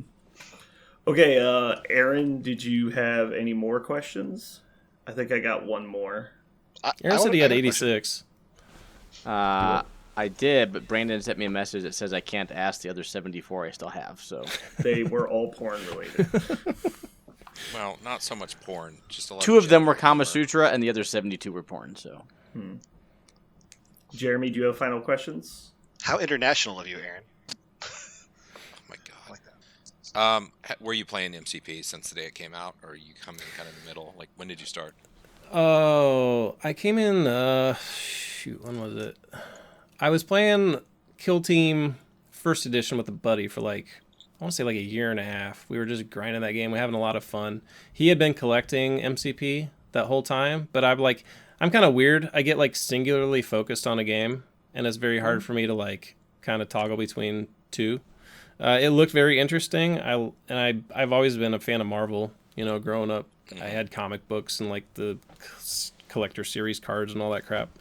It looked cool. I was just on the freaking Kill Team train. So we ended up stopping Kill Team, and we kind of shifted into Blood Bowl for 6 months. And then he kind of fell off with the job, and we stopped playing Blood Bowl, and we shifted into Marvel very briefly. I want to say we played it for a couple weeks, 2-3 weeks, something like that, and then he kind of fell off. I didn't really play with him anymore, but it wet my palate for it, and I was ready to dive in. So I started. I want to say it was August or something, August, September, something like that of 2021. Do you remember what the latest release was when you got in? I do not. I like to do that as the timeline, or roughly what had just come out, or what one of the newer releases was. It was such a. There were so many characters coming in, and it was kind of overwhelming. I don't know at the time if I even knew what characters were newer or older. I'm trying to think what his trays had. It was around 2021 August. Okay. So whenever, yeah. I'm not an OG, cool, but I've been around a little while. So, with that in mind, do you own every model painted and all that stuff, or you just have the models that crush people? Like a power gamer or a collector? What do we got here? I'm both. I do have everything model-wise. There's a couple terrain I'm missing. I've got a few models that are still in box because they suck. I've got models that aren't painted because they're not great. But I think I probably got 70 or 80 painted models, and some of them do suck. So, okay. I painted my Sentinels. Yes. What were those, Brandon? I do still have. I've got new in shrink wrap right here, Claude M'Baku. I have that one in. And then I've got Squirrel Girl and Gwenpool right here. I'm in that Marvel club. Is in a drawer. I'm in that club too. I've also got. What's his face? Baron Strucker, that box. Oh, I love Strucker. Strucker's great. That's in shrink. Zola's bad. So, you're wrong. But, JP, what are your 3 worst models in MCP? Oh, he's just putting the line here. 3 worst. You can't. 3 worst is in skip the line. I think they're shitty. From a competitive standpoint, yes. I'm gonna go with the Sentinel MK4. He's real bad. Super Giant and who would be a third? Professor X. A new model. Consideration. Who else is really bad? Crossbones, Viper. I mean, I don't want to spoil him too much on like the leanings of one direction, but yeah, I mean, I guess I really don't like Viper. I know she has some play in like Hydra. Thank you, but I'm with you. I really don't like her kit. I don't hate saying Viper. Okay. I've never played her. Never intend to play her. I don't think her kit's you very said good. Supergiant. You shocked me. She's just not. I don't know. I don't know what she does. She's a slow mover with crappy range bands. She's got a wonky spender. She could be like randomly good into certain things. She's definitely like a combo piece or a foil. She's not good in any particular list. It's mostly just like when you can find interesting situations for her. Yeah, she makes good sacrifice bait against physical attacks. She's got. I play her with MODOK 2 a lot, and so he can sack to her and he can spend her infinite power. Okay, which yeah, is great. I could see that. Yeah. That's not too bad. I don't mind that. Also, if you play MODOK 2's leadership, it makes her one-shot mechanic a little more likely. Not very, just a little. I could see Parker's eyes just light up when he started talking about MODOK 2. Yeah. I love MODOK 2 so much. he's so good. He's really underrated. He's actually one of the reasons why I think Brandon's earlier point about new criminals actually has a legit switch, I think now, which before it felt like it was impossible to go between Shadowlands and Kingpin. But MODOK is kind of somewhere in between both of them, where you can easily go from Shadowlands to MODOK or from MODOK to Kingpin. He's really interesting. Like he's the center of the Venn diagram, right? There's lots of cool things you can do. Agreed. You could make an argument for Claw too now. Nah, you can't make an argument for Claw. Put Claw on that 3 list. Really? No, I'm just kidding. Claw's fine. Claw is not a bad character. He's a meme leadership. Yeah, he's a meme leadership. Yeah, but he's not a bad character at all. So Parker, you're up. You got another question? Yeah, I do. This one's a real fast two-parter. The first part is you kind of already alluded to it, but were you a big fan of Marvel Comics and stuff coming into the game? So I'm not anywhere close to your level of knowledge.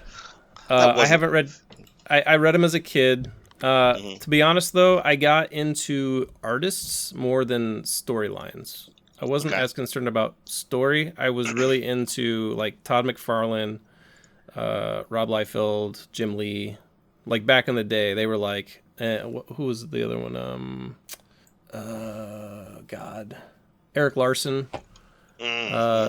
Like it was at a time in comics where there were still a lot of like crappy to mediocre artists illustrating, and the ones who were good were just like outstandingly good in comparison to the rest of the field. And I just really liked the art of the comics. So I collected everything that, like, I collect all the X-Men, the Jim Lee X-Men's and like the McFarlane Spider-Mans and yada yada yada. Switched over to Image Comics when they jumped ship, collected Spawn and all that. So like like when I was in like 4th and 5th grade, like collecting like Marvel cards, I would like, I would like memorize the stats on the back and stuff. Right. You had out of 10 little sliders on the back. I had all those too. Yeah, that was like series 2. Yeah. So like I was into it in that respect. Like I would like study those cards and just kind of like pour over the stats and like all the stuff, but I never really got into like reading whole comic arcs and things. So I have a question for you. I think that this is great. This is my second part of my question, which I feel like you have enough of experience, especially with the characters, talking about like the cards and things like that. Was there a character that came out in MCP that you're like, yes, this is what I want to play. I really want to play this guy. Maybe it's somebody you've played over and over and over again already, and you've already had a lot of success. But like, what is a character that you're like, this is everything I want? How often can I play this guy? I really like a lot of comic book characters. I never really had like a specifically favorite one. And I do like. Okay, give me a handful. Yeah, go for it. Like MCU, really. I mean, I love the MCU as well, so that kind of. I wouldn't say relit my passion for comic characters because I already liked them, but like the MCU translations are just like a lot of them are great. I would say like Wolverine. I love Wolverine. I know that's kind of like hipster a little bit or generic, but I guess it's not hipster. It's pretty generic. But like Wolverine's a badass. I really like. I liked Thanos in the MCU. And I like him on the. Sorry, Jeremy. I like him on the tabletop. You would. Yeah. Anything like, you can't get any more dead to him. You might as well lean into it. Yeah. Anything to win. It's fine. Anything to win. You and Kenny, have fun. Yeah, we have fun. Kenny's my man. Winning is fun. I like Avengers. I don't like Inhumans that much. I think they're kind of weird, and their show sucked. Like the webs are fine-ish, but I mean they're kind of samey. Like everyone has like a Spider-Man outfit. Like it's kind of whatever. I love Hulk. Hulk's probably my favorite translation into the game. He's a little boring as a comic book character. He's kind of like one-dimensional. I guess two-dimensional. He's either smart guy or big dumb angry guy. But right. Yeah, I never got into like some of the later comics. Like I completely missed Guardians of the Galaxy. I missed like a lot of reboots on like characters that were kind of antiquated, like Thor and things. Like at the point I was reading comics, like Thor was just kind of like a Silver Age throwback or whatever, you know. Right. Like from what I understand, it's gotten a lot cooler, but I just haven't gotten into like modern comics in the past like 3 decades or something. So. Okay, I got one more question. This is my last question. Would you read a comic again? Would you be willing to, or do you like, nope, I'm done with that part of my life. I'm gonna do other things. I'm not. With my time. I'll say I'm not opposed to reading a comic again. Because I do. I mean, I like the art's just gotten better. I still like the art. I'm sure the writing's gotten better. It's just not something that's been on my radar for. You know what? Like, to be honest, I spend a lot of time just like wasting, like watching YouTube and crap. It's not like I'm doing anything important. I could pick up a comic, but it's more effort, I guess, than like taking the fun out of my pocket and like looking up a video or something. I'm not opposed to it, but there's just like so much. There's so much depth to like the comic scene now. Like I wouldn't even know where to start. I'm going to. Oh shit! I might send you something, and I'm not going to send you. I'm not going to send you a comic book, but what I'm going to send you is a YouTube channel where all the guy does is he takes comic panels and he just puts them on YouTube. And it's actually how I got into a few titles because, you know, YouTube just said, you like comic books, I bet, and started sending me a random video for this. And so it kind of like, if you're used to clicking on YouTube and having it in the background and just kind of like, that's what you zone out into, like you could watch a couple of his videos and decide, you know what, I'm actually going to find out what this whole comic book, I'd like to see that on the whole page, right? I'd like to go get it. And so I'll send you that YouTube channel. And he walks through like a comic, like a whole comic in one video. Yeah. Sometimes he'll do like just moments from if it's like a larger comic, he'll just do like a few pages and like, look at this cool thing that happened to the Hulk, or look what Captain America said to Red Skull. You know, okay. He'll just take like moments out of it. But again, you see the art. He just shows you the panel, right? Sometimes he talks over it. Sometimes there's voiceovers. Sometimes it's just the panel and epic background music, and you're just reading it. But yeah, there's a couple different YouTubers that do that kind of thing, and because the internet knows I love comics, they send that kind of stuff to me all the time, and it is a fun way if you like YouTube to just kind of lightly consume them. So, yeah. No, I'll check it out for sure. Okay. I will send you a channel or two, and then you can decide if you ever want to waste some time on it. Sweet. JP, is there anyone you want to shout out or any endeavors you're undertaking, such as podcasts or community events that you want to give some praise to before we're done here? Look at you, Aaron. That was thoughtful. We did start a podcast like last Friday. So we've got our first episode under our belts. It's very, we'll say raw. We're still learning the ropes. But it's witty banter. It's on all the socials, Spotify, blah blah blah. So yeah, check that if you're interested. The first episode, we interviewed me, so it's going to cover a lot of the same stuff as this one. I guess I walked through my matches a little bit more in detail, but shout out to everyone, all the organizers at LVO. It was a great event. Omnis, Tyson, Lexa, and shout out to you guys for having me on. Shout out to my Omaha crew, the ones who show up anyway. Yeah. You know who you are. Yeah, right? No shame. Shout out to Kenny, since he's not here. Cool. Kenny. Awesome. Well, thank you. And thank you for being here, man. Thank you for taking some time and just palling around with us. Yeah, it was really cool, actually. I had a good time. You guys are, well, if I'm being honest, you're my favorite podcast I listen to for MCP. Aww. So Yeah, we did it. Yeah. I listen to a lot of other ones, but this is my number one. So it was fun to be on and talk to you guys. Good times. I can only imagine we're in everyone's hearts. We're either first or last, because if you can put up with us, you gotta love it, and if you can't, you fucking hate us. So it's definitely somewhere in that range. It's nice to know, since we tailor our content exclusively for a Guernsey crowd, that we get some other people along the way.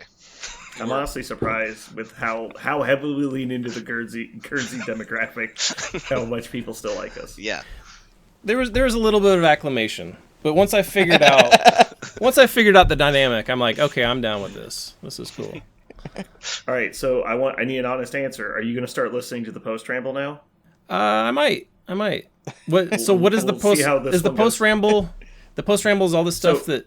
It's in between the start and the end. Yeah. So basically, to get the rhythm going, we'll just start recording. Yeah. Let the conversation drift a little bit, and then once we feel like we're into it, like we're in the right mindset, we know what we're talking about, we'll jump into the episode, and then like everything after the music is basically that, and then what happens after we end the episode, which is then we'll go on to talk about like movies and stuff. Anything basically off topic happens outside the credits. Gotcha. Yeah, I'll give it a shot. He's not gonna listen. No, it's fine. He might listen to his own. He's about to be part of this one, maybe. so That's true. Yeah. All right. See if I sound stupid. Stay tuned for movies. Cool. All right. Well, that's gonna wrap up our main topic and episode for today. So hopefully you guys enjoyed us talking with JP. This has been Brandon. And Parker. And Jeremy. And Aaron. And John Paul. And you've just listened to JP Joins the Gang.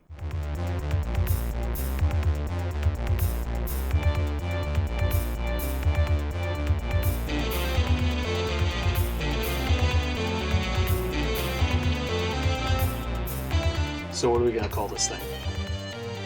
I got it. Okay. Incredible, new, fantastic, astonishing, mighty, original, uncanny, sensational podcast. I'm just going to put down infamous.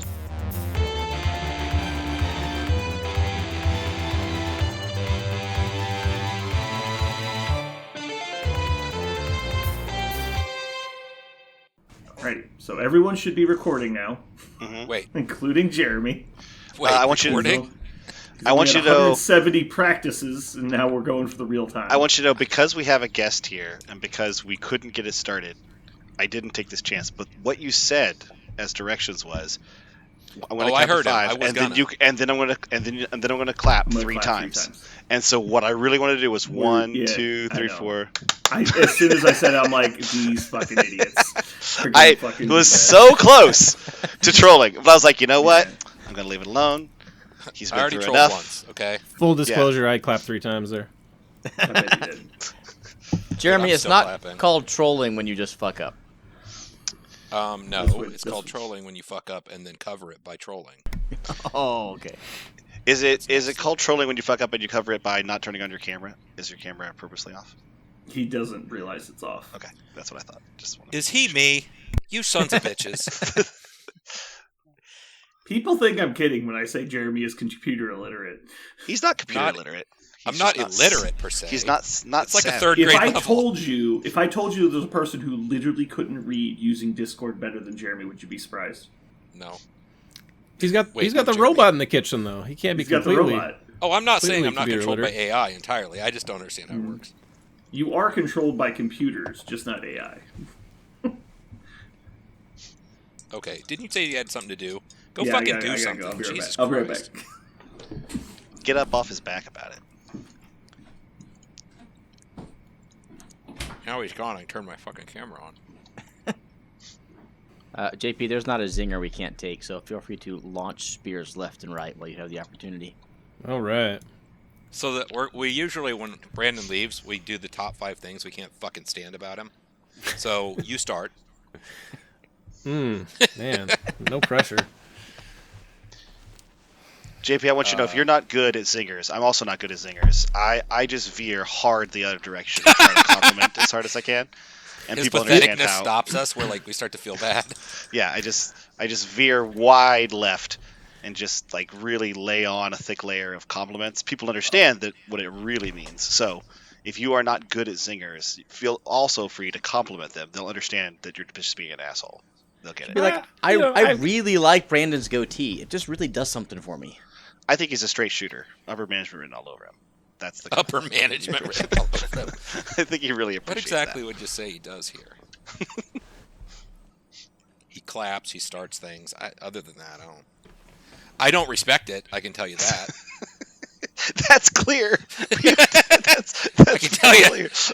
I don't fucking respect it. He's not here, is he? I'm painting. I don't. Yeah, he's not here. Okay. Good. Thank you. I'm gonna need a warning. And he's right behind me.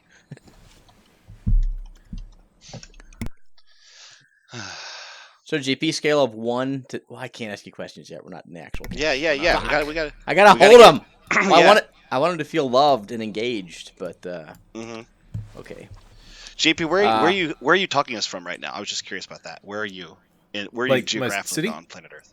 Omaha. Omaha, Nebraska. Okay. Yep. Cool. Do you like Omaha? Did you go there by choice, or is it just kind of by luck and luck? Born and raised, one of those things. A townie. Yeah, I mean, it's like you can move away, but you leave all your friends and family behind. So it's definitely a choice you got to make, and I made one to stay, even though the weather sucks. Nice. You have family? You have married, kids, the whole thing?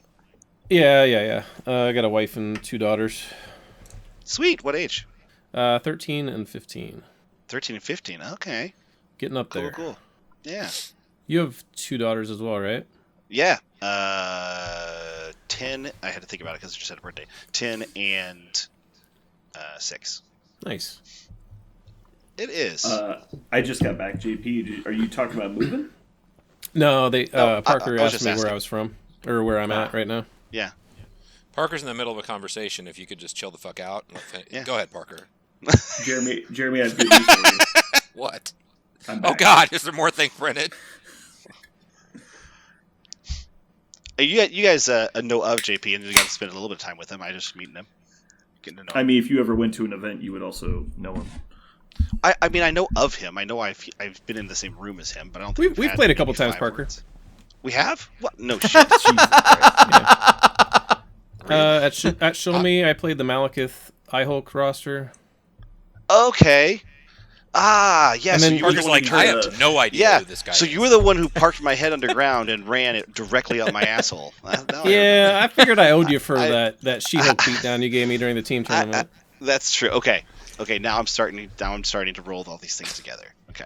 We clearly should have gone over who JP was before we had him on the Jesus cast. Christ. Well, he Parker's has like, a I face have and a voice. never seen him in my life. I will 100% own the fact that I do not remember names well. Anything. And by voice, his camera's not on. I could not recognize it. So Yeah, I'm a troglodyte. And in your defense, like, I feel like I've listened to you guys. I mean, I have literally listened to you guys talk like way, way, way more than you've heard me talk. So just by virtue of listening to the podcast for 6 or 7 months. okay, There's cool. no- Okay. I just want to point out I knew exactly who you were. You did. Oh, I know precisely now. I remember that. I will forever remember that I said the wrong number on that table, and you said, "Oh, I can't remember what the number was. It was like 18 or 19." You're like, "Oh, you said that number. I will now destroy you." And I was like, "Okay." You were polite. You didn't say that. You've chosen poorly. You let me discover that over the course of the next 45 minutes, but. Aaron, not used to people. I think our problem in general might be our podcast can't count. Yeah. Because Parker's talking about how he picked the wrong point total because he didn't know that Malekith, Hulk, and Blade was 18 points. Yeah. Yup. I guess I just assumed JP, but do you go by JP or do you go by John or? I've kind of given up. JP, John Paul, whatever. What do you prefer? You tell us, man. This is your platform. You can tell the entire world right now. You can just call me JP. It's fine. Okay. I'm no longer calling Kelsey. I have to call him Kels because Chris Jones told me to. We're just like that. I guess that's one other question I should ask. Are you a Chiefs fan? I am not a sports ball fan at all. Okay, well that's the main hazard we were going to run into is if you were a fan of another team that wasn't the Chiefs. I was going to say, I guess I'm like pretty neutral there, so. Yeah, that's fine. I'll just see my way out of the conversation if it steers that way. Oh, I doubt we'll get too heavy into it. That's for next week. We're going to do a Super Bowl preview episode. Oh, Jesus. Aaron's like, how do I get off Yeah, this? Aaron and I will. Just don't show up. I mean, it's pretty fucking easy. I say I wouldn't show up for that, but I'd probably show up for that. You would show up for that. Yeah. Parker, who stood in my kitchen a week ago telling me about all the football he had watched preparing for the Chiefs playoff games. I did watch a lot. For the first season ever, I just I'm going to watch all the football games, and I just watched them all. Jesus, that's like what I did with Game of Thrones, except better. Well, or less better. To be fair, I'm watching the Supercuts ones, where it's okay. It takes the 3-hour game and brings it down to like 20 minutes. Oh, are you watching the franchise? Is that what you're doing? No, it's actually NFL puts them out on YouTube. Actually, of all things. Yeah, you can watch. You can also get NFL Plus and watch the all the games condensed all the way down to 30 minutes. Really? Yeah. I didn't know that. Okay. I used to have that. Now they charge me money for it, so I don't do it anymore. It used to come with our season tickets. Mm-hmm. The one thing I don't like about it is it does not do. I mean, it shows a lot of play, right? So sometimes it'll be like a 25-minute video, but every once in a while, if the game is particularly boring, it's a lot of like 3-yard runs over and over again. They'll just skip that stuff. And some things I like to watch some of that stuff to see how everybody's performing. But yeah, that's not the condensed game. That's like a summary. Yeah. Anyway, back on not football topics. Yeah. I came here to talk about football, so I don't know. Oh, okay. Just kind of. I came here to talk about Professor Charles Xavier, so let's get to this shit. I'm ready. Oh, God. Are you ready? I am prepped. Dude, he is so hard right now. I have done things I've never done before. I have gone into the rule book in this game. Oh, no. You opened the rule book. I opened the rule book. I've never once read any part of this rule book, but I went. Oh, we knew you didn't have any. We knew you only knew a basic summary of the first sentence of each paragraph. I know I didn't have to tell you that I've never actually looked at this rule book, but I went into this rule book because I was like, I have to know what this means for me. That's impossible. And, it means so much to me. I'm so excited.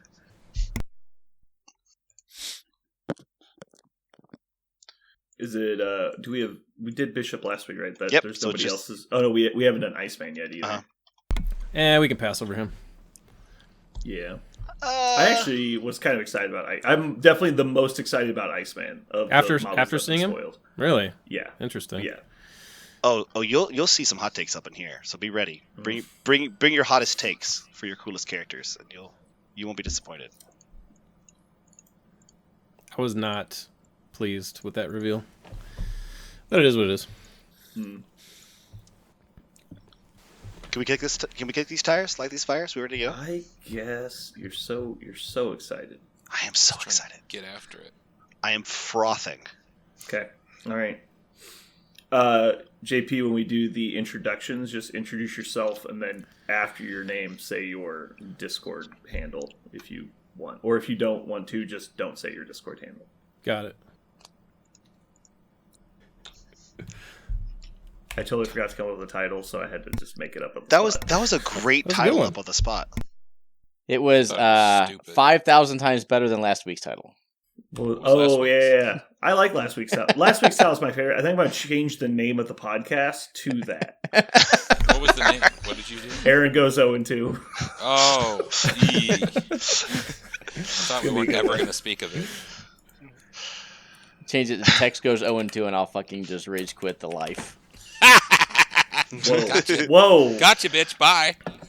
Is he threatening suicide to not get shamed?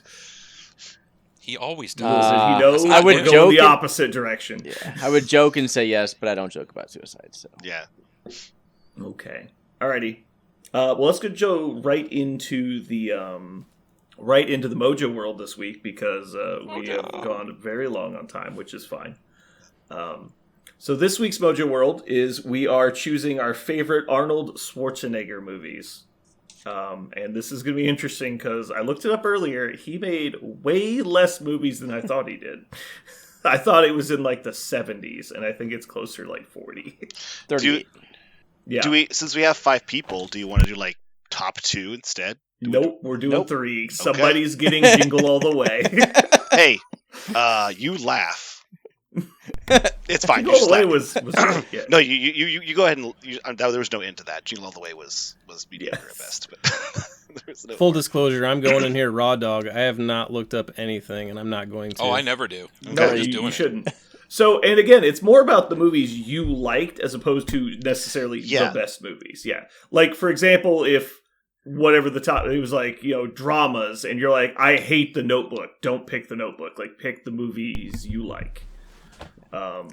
So anyway, with that said, I know I'm going to put you on the spot probably a little bit, but JP, we're going to let you go first. I'll explain the draft format real quick. So it's a snake draft or Rochester draft. So you're going to go first with 1 pick, and then we'll go down the list of people in order of who did the worst last week, and then the last person picks twice and sends it back. And so when it comes back to you the second time, you'll do 2 picks in a row. Got it. And then it will go back down. Got it. Yep. I did some Rochester draft in Magic. I remember that. Exactly. See? Yeah. Boom. So whenever you're ready, you can hit us with your favorite Arnold movie. It's so tough. I'm going to go with... let's go with... I got to go with Predator. Ooh. Taking the top one off the shelf already. How about that? Yeah. I mean, the other one's pretty obvious, but I got to go with Predator. Yeah. I liked it more as a kid. That's fine. That's good. Alrighty, Parker, you came in a convincing last place last week, so you're up.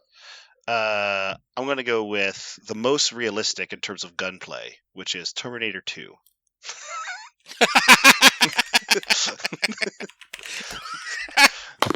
Oh my god. Okay. I mean, thank you for slowly all getting that joke. Oh. Thank you for all slowly getting that joke. Okay, you've made my night. That has made everything worth it. I'm painting, sweating, and yes, this is okay. Worth it. If you think of all the moments he shoots a gun, none of them make any sense in that movie, but it's a wonderful movie. Okay. Wasn't he racking a shotgun in the middle of the guy's chest? He also holds like a minigun at one point, like on his knees, and just kind of sprays. No, he blindly. just holds it at the hip and just fires something that's got like the equivalent of an 80-pound kickback. Full auto. He's nothing about that movie makes sense if you know anything about firearms, but it's so much fun to watch. Well, I mean, he's playing a 800-pound robot. Like, right. It's right. different. Let's suspend belief. Yeah. Okay, Jeremy, you're up. Favorite movie during that time period is True Lies. Mm-hmm. True Lies is a good one. Jackass. He shoots a terrorist through a building on a missile off a Harrier. Like enough Dude, enough he said. jumps a building with a horse. Horses won't do that. Mm-hmm. I'm getting concerned that there's going to be nothing left real fast. Here we go. All right, Aaron, you're up. I'll take Terminator 1. Okay. Whew. All right. Well, I got my number 1 pick, actually, which was clearly Batman and Robin, but no. I'm going to take Running Man. Mm-hmm. Nice to see you. Oof. I think I'll do Total Recall as my second one. Good choice. 2 weeks. 2 weeks. 2 weeks. I wish I had 3 hands. I remember when I was a child, I watched that movie. I think I was like 6 years old. Yeah. And at the beginning of the movie, he's using a jackhammer. And I go, is that why he's so big? And my mom's boyfriend was like, yep, that's why he's so big. And we just moved right past it. And it's like, oh man, people use jackhammers, must be huge. And I'm just like, for the rest of my life, and I was like, he's just a liar. Okay, never mind. All right, Aaron, you're up. Second pick. Kindergarten Cop. Aw, that hurts my teacher soul, but I'll let you have it. Well, you should have taken it earlier. I was hoping it would slide back. It's one of his. Okay. Jeremy, second pick. This was very impressionable during my college years. Pumping Iron. Yeah. That's the documentary, That's right? a good one. It was the first actual, like, legit bodybuilder documentary. Mm-hmm. For YouTube and whatnot. Alrighty. Next up is Parker. I'm You gonna can go. now take Kindergarten Cop 2. I'm gonna take the best main protagonist name I think ever with John Matrix. Commando. Commando is the name of that. God damn it. Damn it, Parker. That was my anchor. That was my anchor. Commando. Oh, good news. You now get to pick 2 movies that you don't want. I know. Oh, I don't even know, man. Let's go with Twins. Mm-hmm. Twins? Twins is good. I woke up to my roommate watching Twins the other day. I'm like, what the fuck are you doing? Such a weird movie to watch It's at a like Wednesday at 10 a.m. It's just a weird movie to watch in general. Yeah, in general. Man. Now I'm regretting not looking at movies. I don't think there's any good ones left, though. Oh, there is. You're wrong. Are there? Yep. Go ahead. We'll go with... Not many. Oh, no, there's 2 good ones left. Conan. Oh, shit. There it is. Oh, man. The name of it is Conan the Destroyer. If you're curious, that's the one. Oh, no, don't start, you motherfucker. I'm sure he's trolling, but he's not wrong. It's by far the better movie. The Destroyer? Yeah, Destroyer's better. That's not true. It's a D&D movie. That's all. Like, Well, we're done. I'll It's actually better. ask JP: are you wanting Conan or Conan the Destroyer? Which one do you want? What the first one's Conan the Barbarian? Or is it just Yeah, Conan? it's like the very serious drama one. The second one is Yes. more like soapy. No, I'm going with the first. Poppier. I gotta go with the first. Conan 1. Yeah. Conan the original. Okay, Parker, your final pick. Conan the Destroyer. As fast as humanly possible. You fucking coward. Coward. I love Conan the Destroyer so much. He punches a horse in the face. It's awesome. All right, Jeremy, final pick. I will go to the top of the board for 2000. And what is Last Action Hero? You bastard. Hawksucker. I didn't This think is- you guys would have picked that. I'm not gonna lie. This is the best topic I think we've come up for I on the love cast. Last Action Hero. Watching Yeah, people I love watching it people too. get mad about not being able to get their picks. This is awesome. We are forced, I tell you, to take the Expendables. So I don't actually think he's in the first one. It's Bruce Willis in the first one. So 2 and 3, I think, are available, but I'm pretty sure he... Oh, no, I am wrong. He is in the first one. Nope, you're good. Cool. Expendables is a good pick. It's not a great pick for a Schwarzenegger flick. Sure. Like, I would watch But, that movie but in a we've always heartbeat, said, as long as it fits the category, it counts. So it doesn't... Sure, I just mean, it's way down on my list because it's a good movie, but not Yeah. specifically for him. And I Yeah. didn't want to pick T3, so. Wow, you guys have really put me in a box here. There's not much left. Batman and Robin's still on the list, I'm just saying. We left it there for I you. mean, that's currently where I'm leaning. There is one that's terrible that I don't know if you've seen. There's 2 actually. They're not. One of them is actually not bad. But Genesis actually is pretty good. I haven't seen Escape Plan. well, that's right. I guess you have to have seen it. Yeah, so just gotta think of what different types of, like, what was one that he was in an airplane? What was one where he was a farmer? What was one? Oh no, Dark Fate was like legitimately good though. Yeah. Can I take Last Action Hero the animated series? No. Nope. Damn it! Now I wish I'd seen Fubar. Shit. All right, fine. Now I want to explain my pick though. On a sheer level of emotion, and it's unbeatable for the amount of emotion it triggers in humans. Oh God! I'll do Batman and Robin. Dude, that's pure vomit. Now, if you win, I'm leaving the Discord. Dude, I won with Van Helsing last week. Okay, Van Helsing is fine. Batman and Robin is one of 2 movies I actually cannot watch. I know. I'm picking it solely for the drinking game. If you take a shot every time Arnold has a one-liner. Oh, God. Such a bad movie. Everyone, chill. So bad. Where he's dancing with his fucking bride. Da, da, da, da, da. Oh, my God. And he's singing the Christmas songs. I'm really looking through the IMDb here, and I cannot find... I mean, I guess I could go with Eraser, but that's a bad movie. I actually liked End of Days more than I was other that people was my did. that was I yeah, don't that was remember one of my it. choices. I know I've seen it, but I don't remember hardly anything about it. I haven't seen any of these like recent ones. Nobody has. Fine. Just because I know I'm going to beat Aaron and I don't want him to leave, I'm going to do Dark Fate. I liked End of Days. Gabriel Byrne plays a fun like devil. I like that one. Yeah, I'm sure there's a ton of solid ones in here. I just haven't seen them. Alrighty. So that was Mojo World. This was actually pretty fun. Yeah. It's a I don't know, what is it? Thick yet shallow pool. It gets out of the good stuff real fast, but there's a good amount of good stuff. JP, you want to take this? You want to take this joke? You're just gonna leave it sitting there? Yeah. Okay. Cool. You said thick, but does shallow. Does it require? No one even blinked. Does it include Ron Jeremy's penis? There we go. Thank you.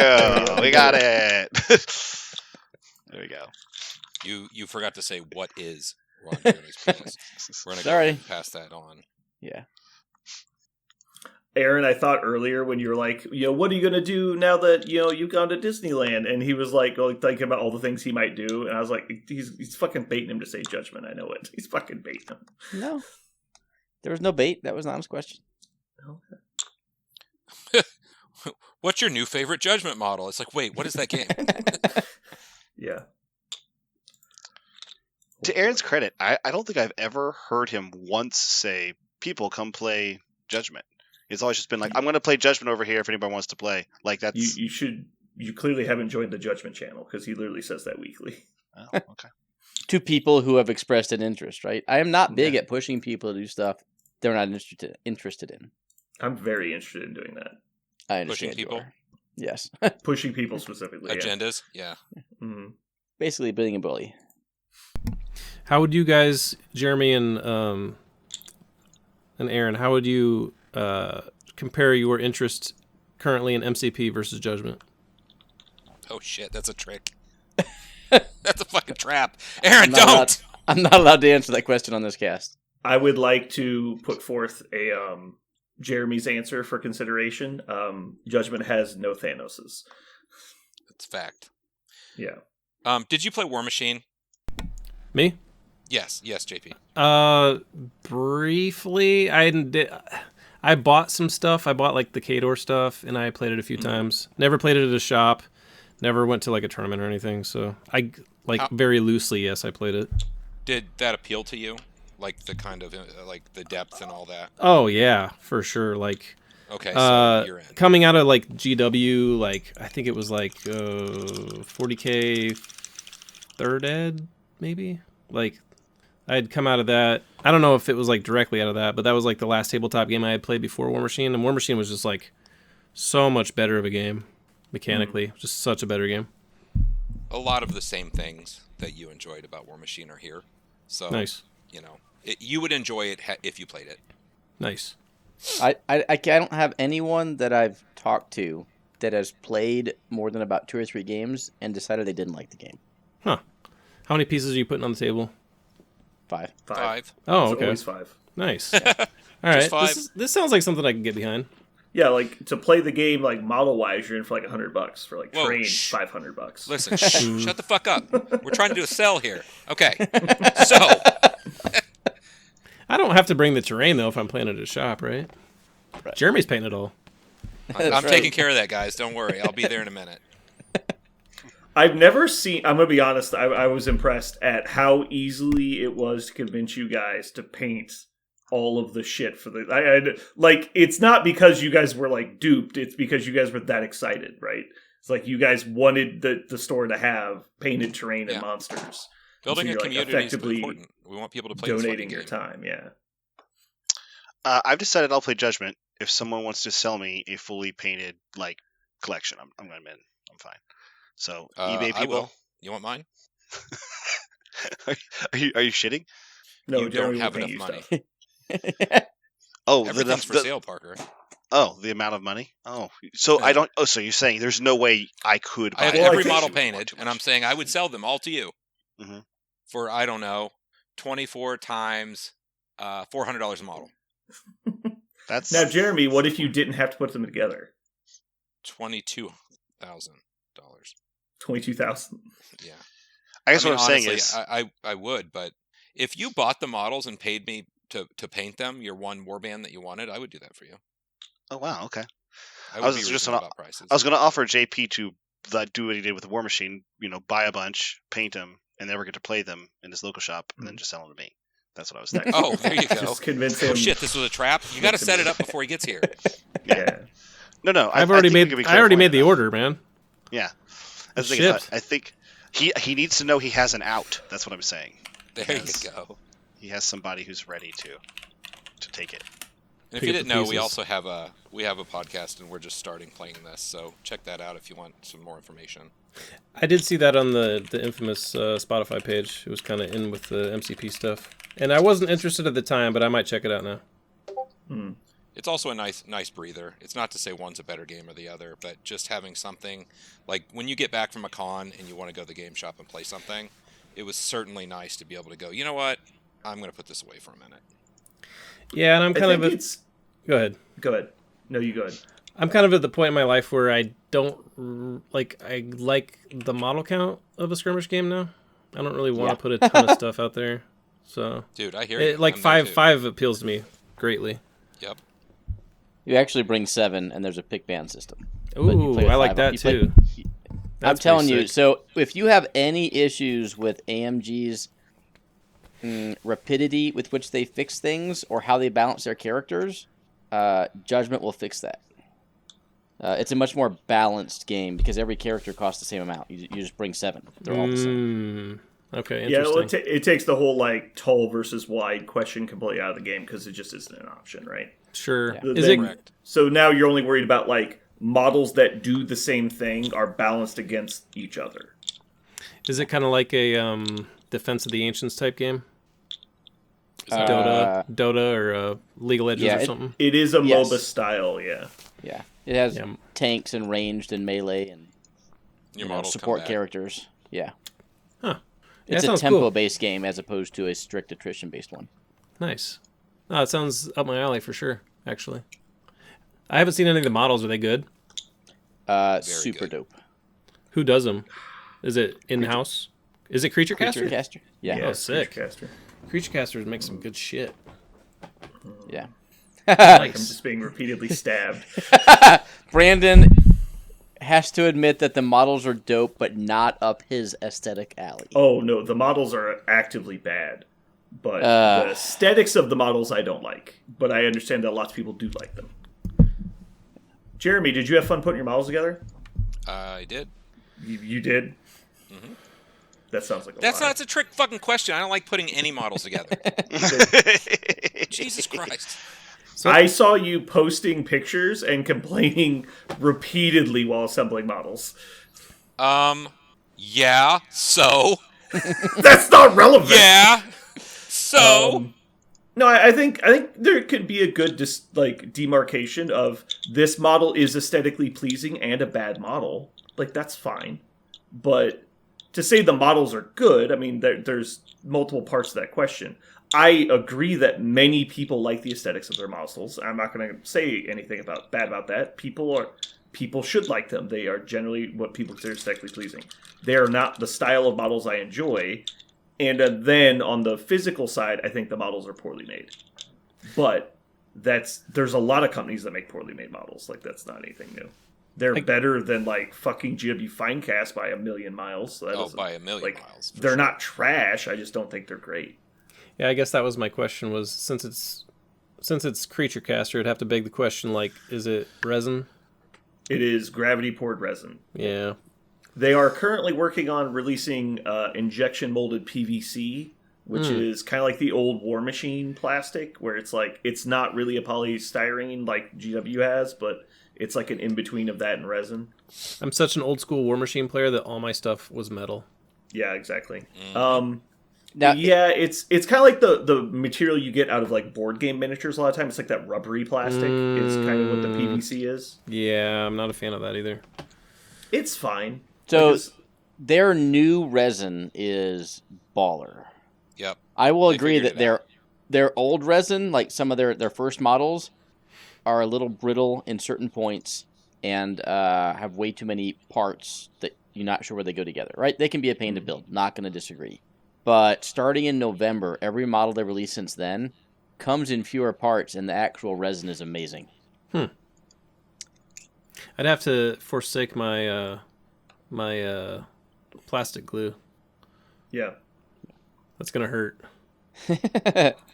It can. Fucking super glue, JP, man. I have a question before we get too far out and I forget it. Did they have a painting prize at LVO? They had painting submissions. Yeah, they had one for single figure and one for squad. I was like so distracted that I was like, I got my single figure in, but it was kind of like at the last minute. I submitted my CGR. Okay. I got runner up for that, and then day 2 was submission for teams, and day 2 was like such a freaking whirlwind that like by the time I got up to Tyson and I asked him, he's like, no, I'm not taking any more. So I didn't get to submit my team. Okay. But yeah, I mean, I won for runner up. I got like a little Too Thin Coats set of like 4 paints in a little case. Yeah, it was cool. Did you I can't remember, did you ever get the pictures I sent you from Show Me last year? I didn't. I was checking my inbox, but it might have hit my spam folder because the email you wrote me earlier this week like completely dropped in my spam. I think what had happened, honestly, is because the guy texted me the photos, and I think what I did is I posted them in the Discord channel. I just assumed you were in the Omaha Discord. Okay. And so I posted them there. I was like, these are for JP. And I just assumed you got them. And so I've still got those. Got it. So, I was checking the infamous Facebook page. I thought maybe they'd post there, but they never came up. Yeah, I don't think I did. I'll probably post them to the Facebook page, or I'll link them in the show or something. But the pictures are pretty sweet. That guy did a good job. Yeah, he looked like he knew what he was doing. Had the good equipment. Jeremy, I don't know if you've been wondering, but there's a reason I haven't told you any pirate jokes. I'm not listening. I turned everything off. And that's because they're all rated R. That was fucking stupid. Whoever did that one is an idiot. You had to sell the R more. I like that one. I had to sell the R more, you think? They're all rated R. I don't know, I feel like that would have been a bridge too far. I was going to say, Brandon doesn't do that. If Brandon were a pirate, that is the inflection he would use. Headset off. He's like, muting myself did not make it stop, so I just took the headset off. He's so mad. Y'all done? Hi, Jeremy. Yeah. Hi. Cool. Does anybody have anything else they want to do before we get out of here? Alrighty. I think it one more time, JP. That was awesome. Yeah, I just want to reiterate. I had a lot of fun. It was a good cast. Cool. Yeah, thanks for coming on. Yeah, anytime. I know you guys got your little squad, so it's the dynamic of the show. But hey, if you want me back, I'll come on. Well, there was a brief moment when I thought everybody was going to be gone for LVO, so I was like, "Oh my, we might only have 2 people on the cast." Yeah, if you ever need a fill-in. Yeah, for sure. Or just get a rotation, Yeah, alrighty. Cool. Well, thanks for listening, everybody. Have a good night. Bye. Bye. So long. See ya. Bye-bye.